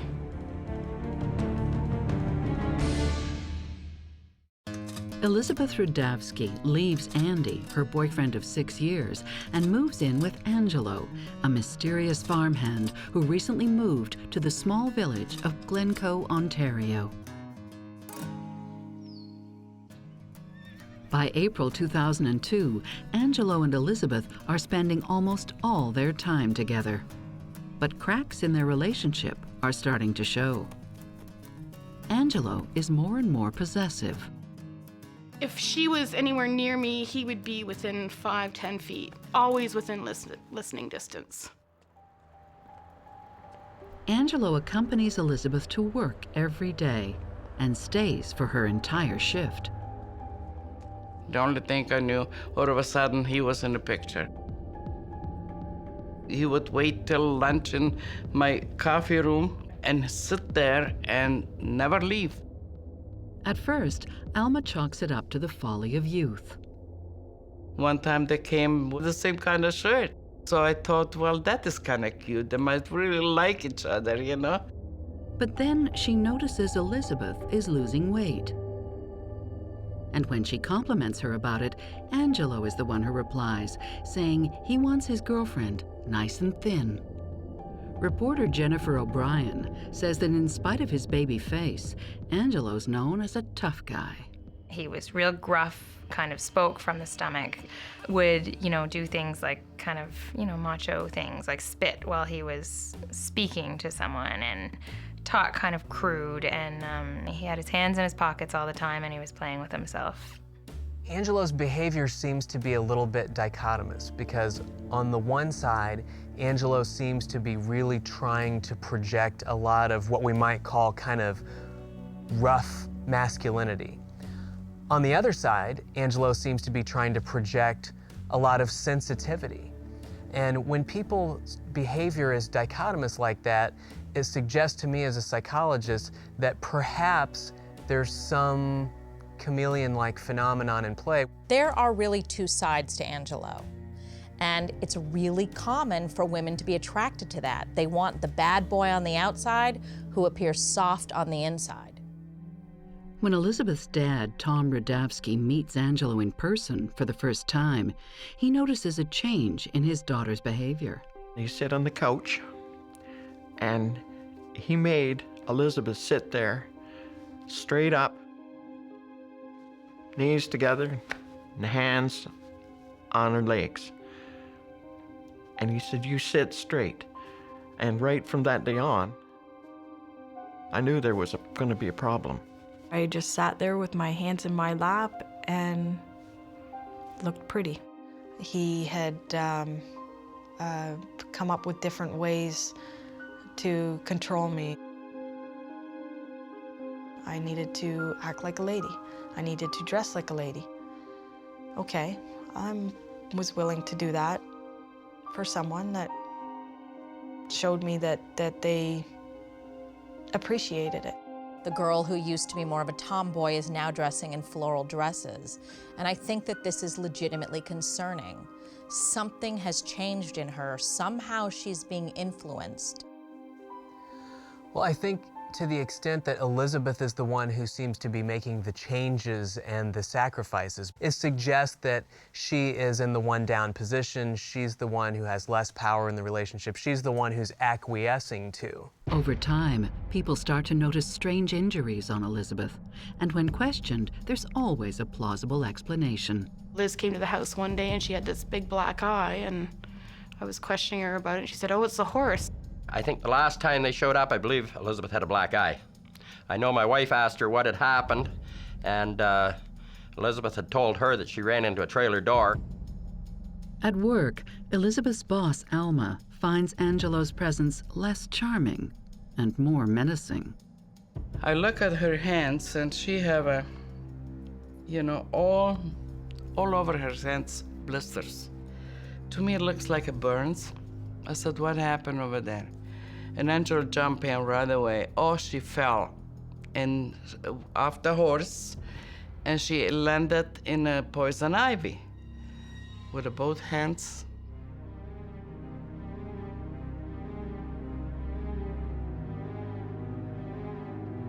After a few months, Angelo's presence in the lunchroom has become such a nuisance that Alma's son asks him to leave. He said, Angelo, I have you enough. Go out. Go come back at 5 o'clock and pick her up. Angelo doesn't leave. He simply plants himself in front of the shop. But he never listened. Then he was sitting on a parking lot. When asked to leave the premises, he crosses the highway and watches Elizabeth work from across the road. Facing, that he can see everything through the window what is happening, and sit there until Elizabeth was done.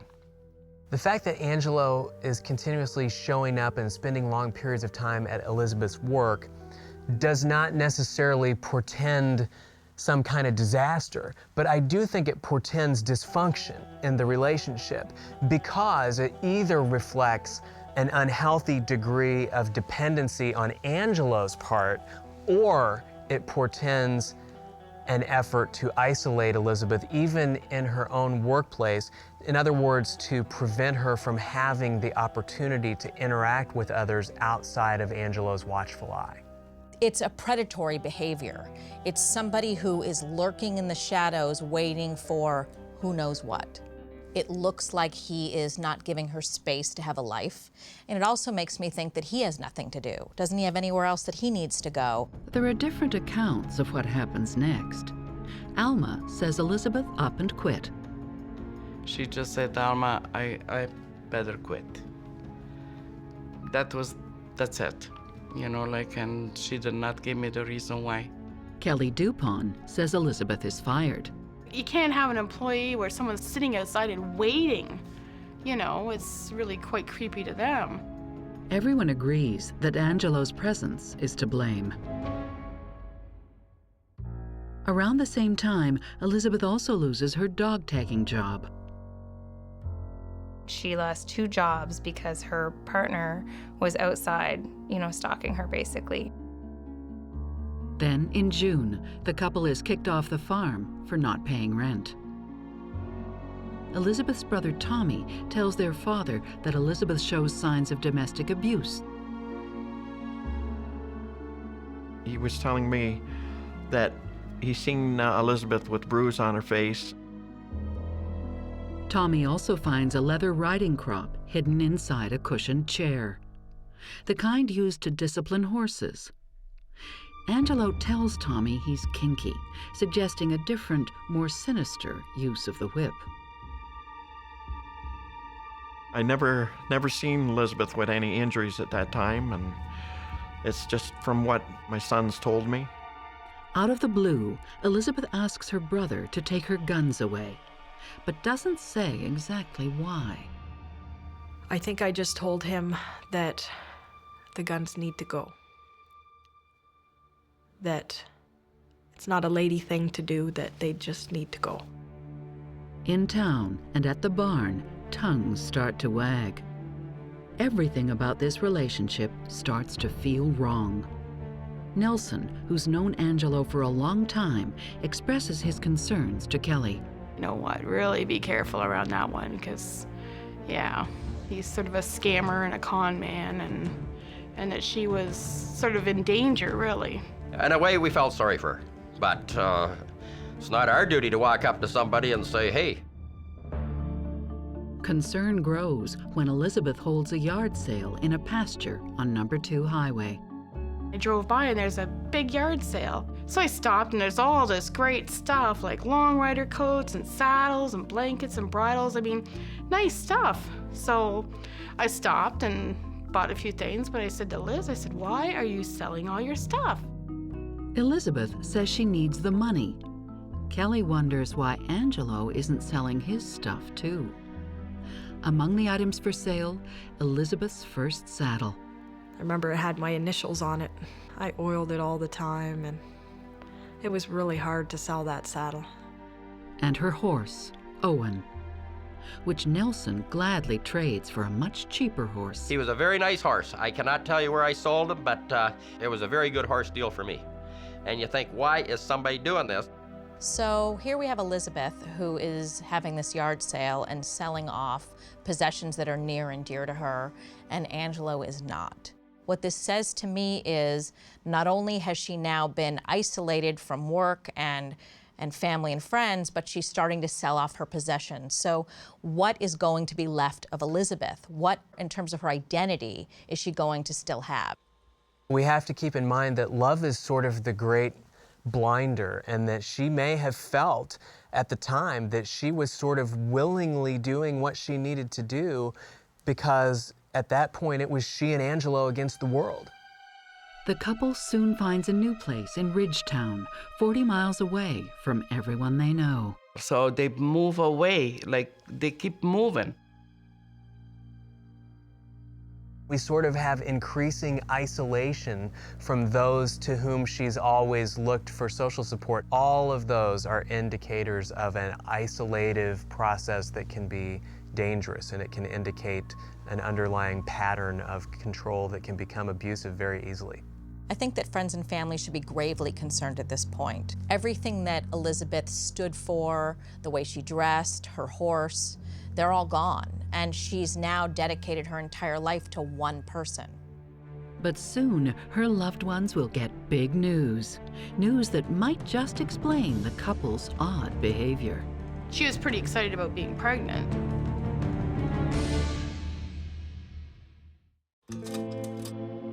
After losing 2 jobs, the roof over their heads, and having to move, it looks like Elizabeth and Angelo's relationship is on the rocks. Then, seemingly out of nowhere, the couple, who have only known each other for 4 months, hosts a garden party at Elizabeth's mother's house in order to make an important announcement. It was a beautiful day out. It was a good day. I was shocked. I was shocked to learn that they had gotten married.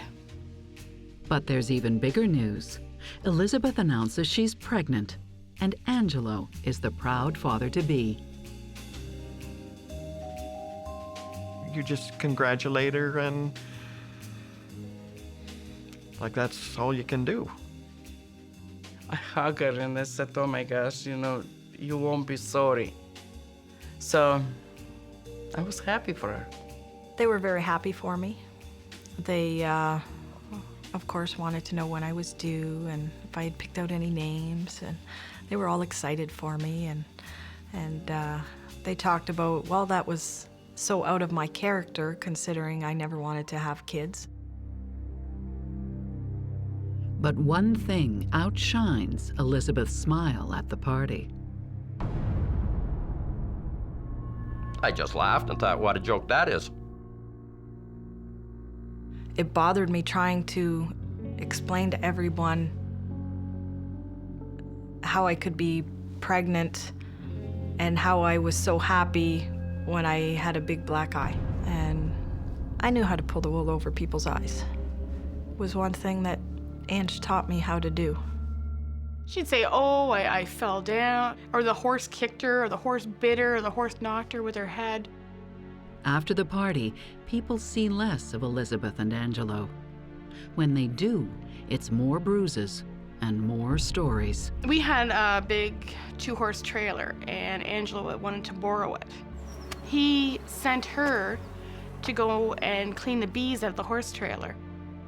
And she was like trying to swatting at all these bees, but being that she was pregnant, I mean, it would have been insane for her to go clean it out. So I think it was my husband that finally said to him, get your butt back there and clean that trailer out. What are you doing? The stories that you heard, you figured that there's something up. Tom tries to give his daughter a way out. One night she called me up, and I could tell like in her voice that there was something wrong. And I asked her. I said, is he hitting you? And she wouldn't say. So I said to her, you tell me. Because I'm only a short distance away, but nothing ever come out. Elizabeth doesn't take her father up on his offer to help. And things only get worse. In August, Elizabeth is admitted to the hospital with life-threatening injuries. I didn't think I was going to make it. I just chalked it up as I'm dead. She is treated for bruising, swelling, a collapsed lung, and vaginal lacerations. I was basically bleeding to death. Elizabeth is given 7 units of blood. There are 12 in the average adult body. She tells doctors she was in a horseback riding accident. Because of where my injury was, I told them that the horse had bucked and I had come down and landed on the saddle horn. And thus be why I had such a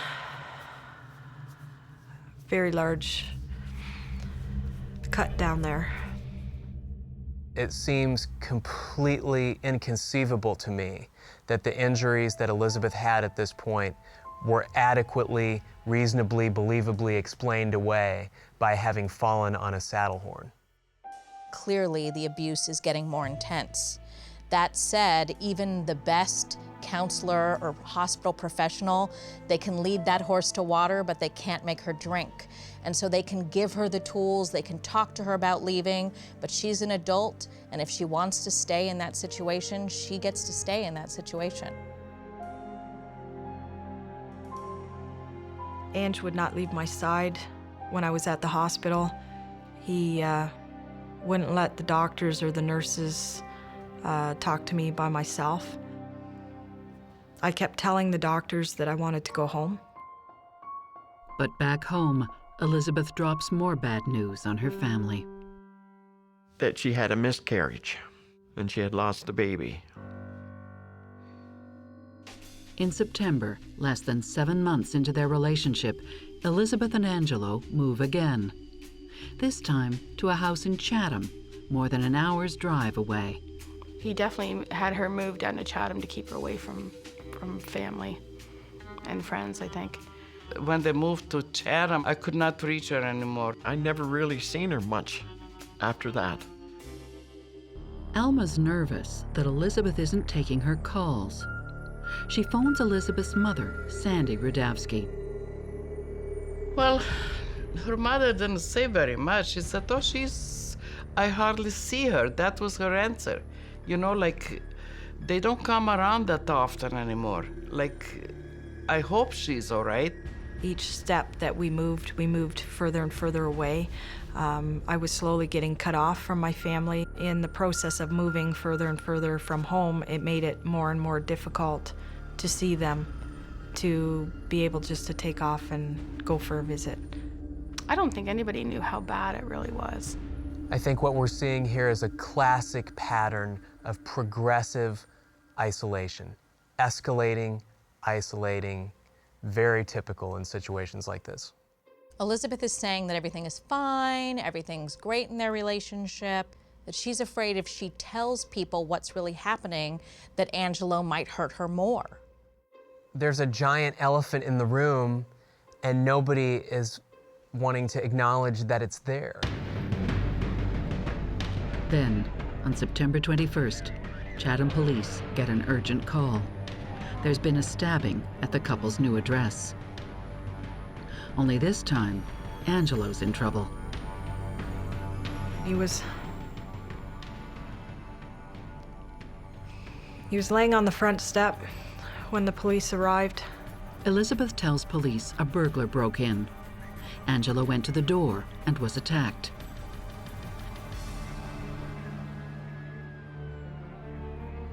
With Angelo in critical condition, Elizabeth braces for the worst.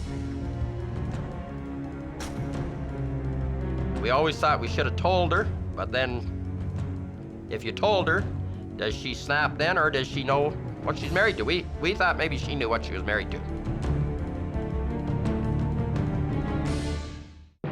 Angelo Headington is stabbed in the early morning hours of September 21st, 2002. He's rushed to the hospital. I kept saying to Ange that he'll be okay, everything will be okay. And then, as I was being pulled away, I heard Ange say, "It was my wife."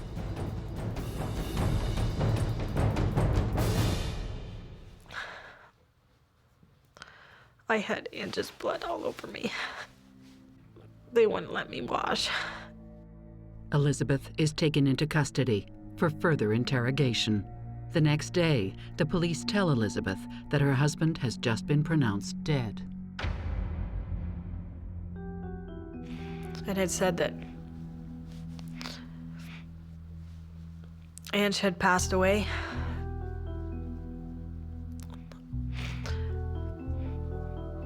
And that I was officially charged with first-degree murder. What the detective says next is even more shocking. He tells her the name of her deceased husband is not Angelo. The detective referred to Angelo as Angela. And I kept saying, no, his name is Angelo. And he asked me if I understood exactly what was going on. Ange was a girl. The paramedics made an observation which led them to believe that the person who they believed was a male person was in fact a female person. On their way to the hospital, the paramedics discovered a prosthetic penis under Angelo's clothes. The police came to the door and said, "We have to talk to you. It's about your daughter." And there's something else, like, he is not a he, he's a she. The story is everywhere, and Angelo's secret is the talk of the town. How do you keep something like that quiet? My son showed me the newspaper. I said, no, it cannot be. People were quite shocked to find out that Angelo was a woman. Not everyone is surprised, though.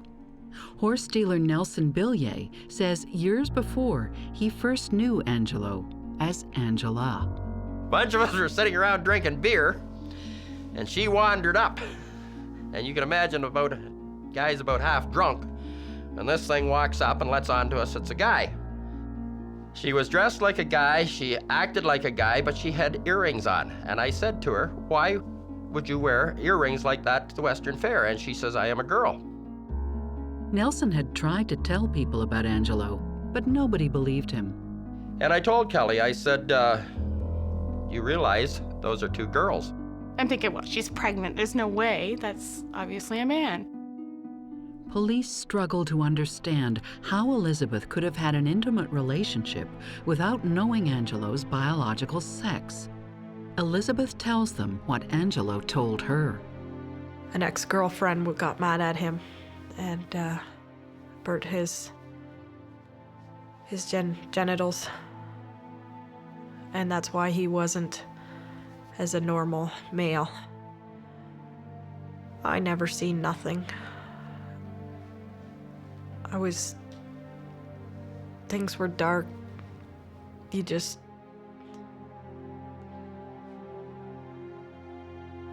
I never passed judgment. There's more to love than just sex. I thought I was in love.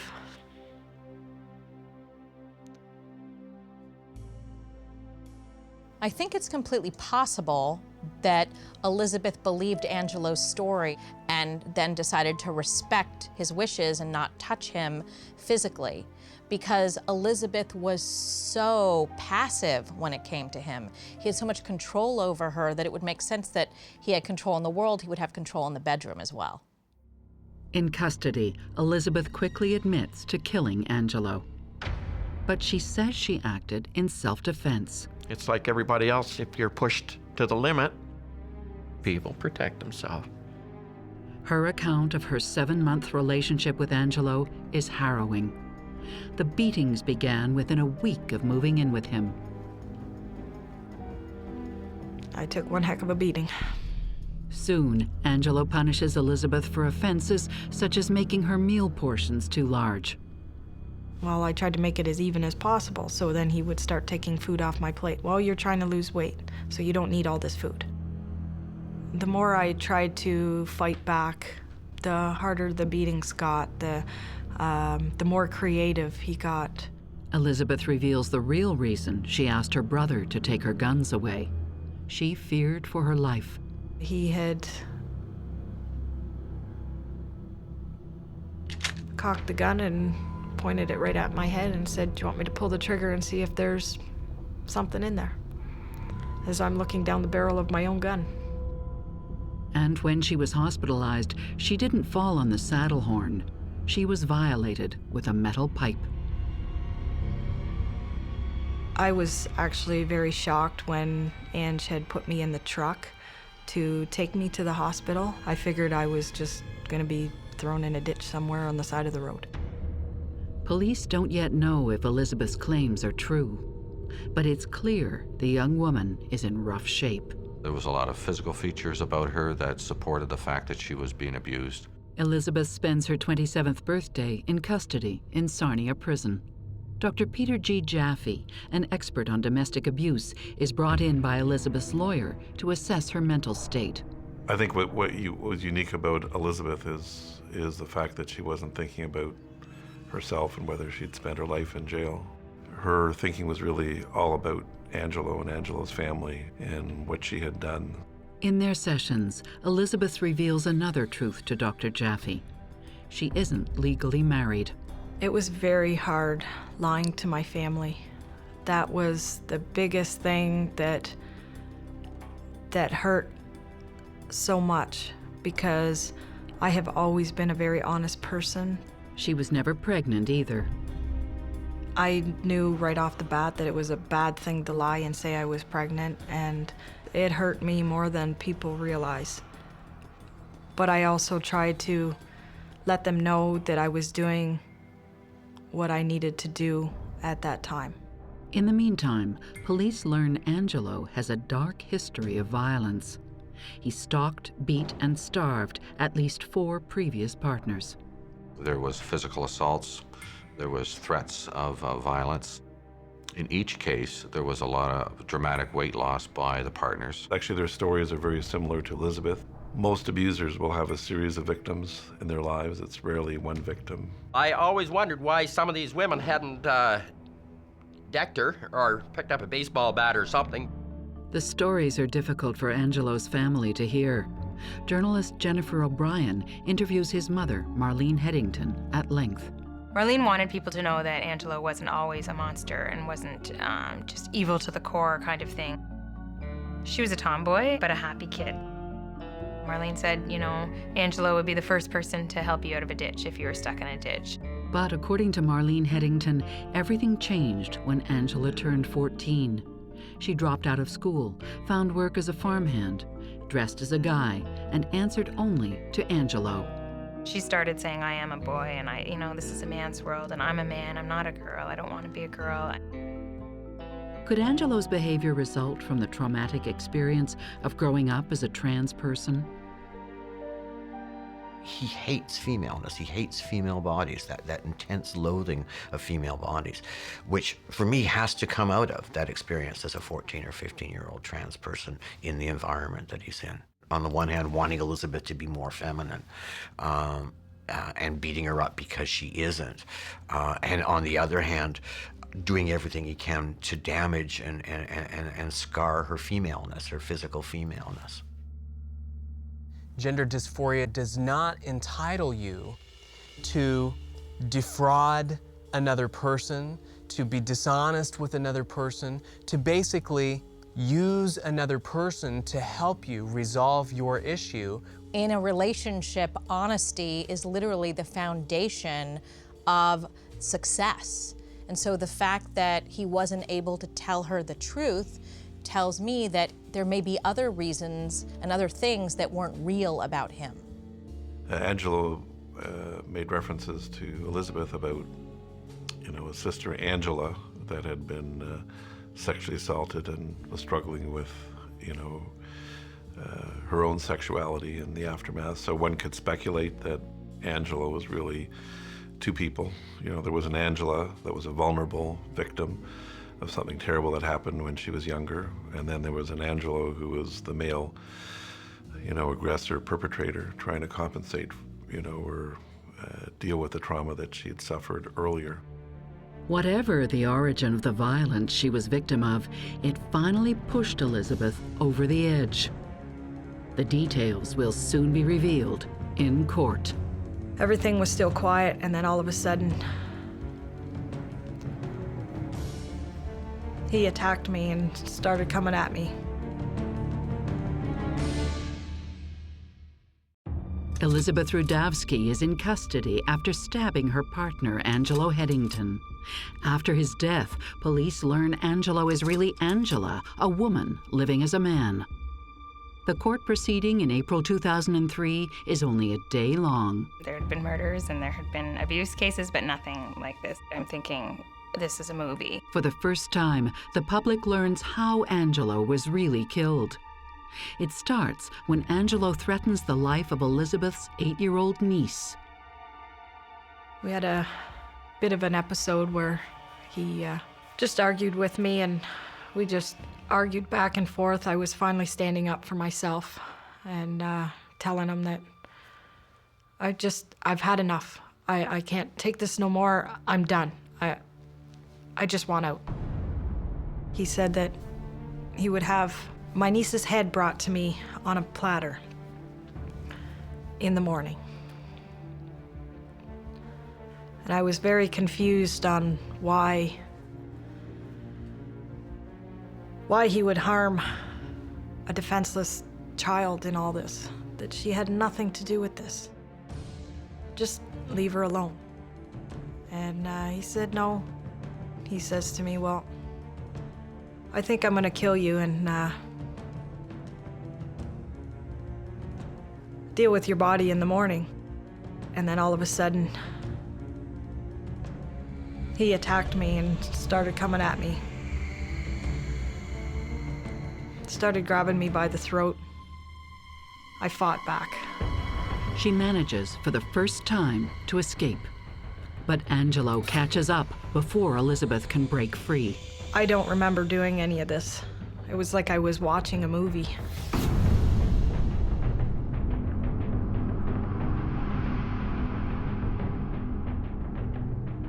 I just remember him saying, "You stabbed me."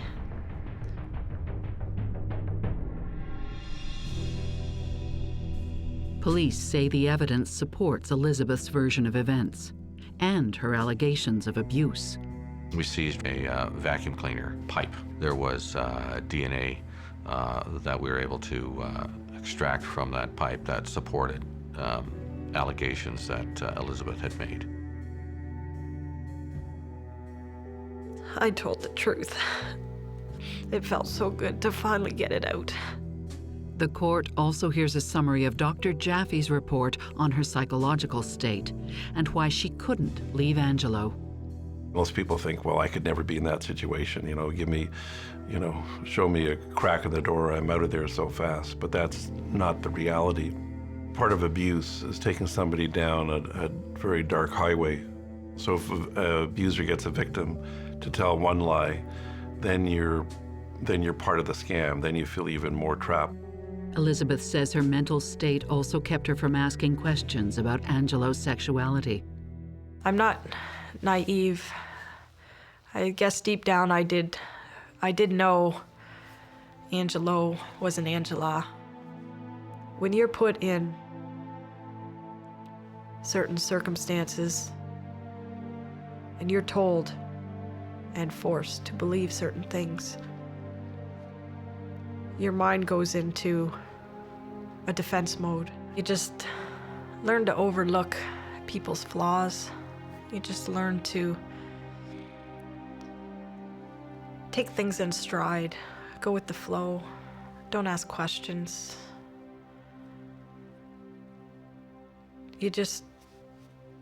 People are who they are. Defense mechanisms are very powerful things. You can truly convince yourself that what you think you're seeing, you're not. But I also think it might have been embarrassing for her. She might not want to have admitted that she maybe made a mistake and believed that Angelo was a man when he was genetically a woman. I think Elizabeth probably loved Angelo, at least at the beginning. And it's hard to really know if Angelo loved Elizabeth as a person or loved the representation that Elizabeth provided of what Angelo wanted to be. I don't think that Angelo is just a mean, evil person. I think that Angelo is deeply disturbed and doesn't know how to deal with his emotions, and he acts out because of it. I think Angelo was a mean, evil person who was also disturbed. There's another dimension here which I think was unique in the sense that Angelo was threatening not only to harm her, but also harm a niece of hers and, or harm her parents. So in that way, you're totally captive, because even if you can seek freedom, you might be endangering somebody else who you love. I'm not one to call people's bluffs. Do you want to play Russian roulette with your family's lives?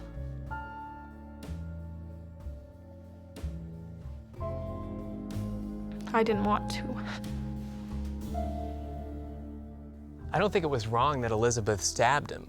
At the time of the stabbing, Elizabeth feared for her life. I think Elizabeth is very lucky to be alive today.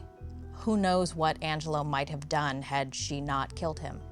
The judge, Crown prosecutors, and police investigators agree Elizabeth Rudavsky acted in self-defense when she killed Angelo Headington. The only difference between women who kill and women who don't is the severity of the abuse that somebody's facing. The more severe the abuse, the more sexual abuse, the more threats to somebody's life, the more likely somebody is to kill, ultimately in self-defense. The murder charge against Elizabeth is dropped.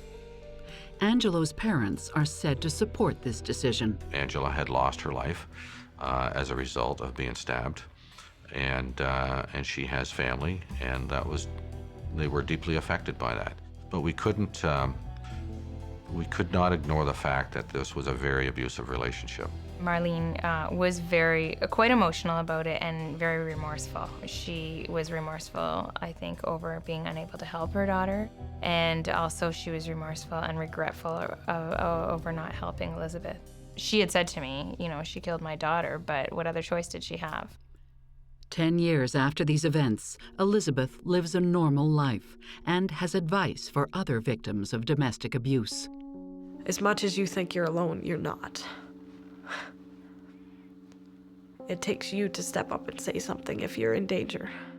I'm really glad that Elizabeth decided to tell her story, because I believe that she has been through a traumatic experience. And so it's my belief that her sharing what she went through is actually part of the process of getting better and not going through something like that again. Obviously, one of the messages from what Elizabeth went through, it's a message to friends, family, neighbors, even co-workers, that victims need people to keep asking questions, to be supportive.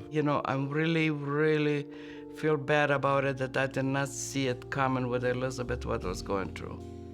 I think I just felt so guilty about not being able to help her. In 2007, Elizabeth gets married. Sadly, her husband Mike dies of a heart attack shortly after the birth of their son, Luke. Luke is part of Mike. That's what she's living for. She just lived for that little kid, I don't know how she can be so strong. I always question, why did I make it through this? I believe it was for Mike and Luke. Don't get these tears wrong, I'm happy.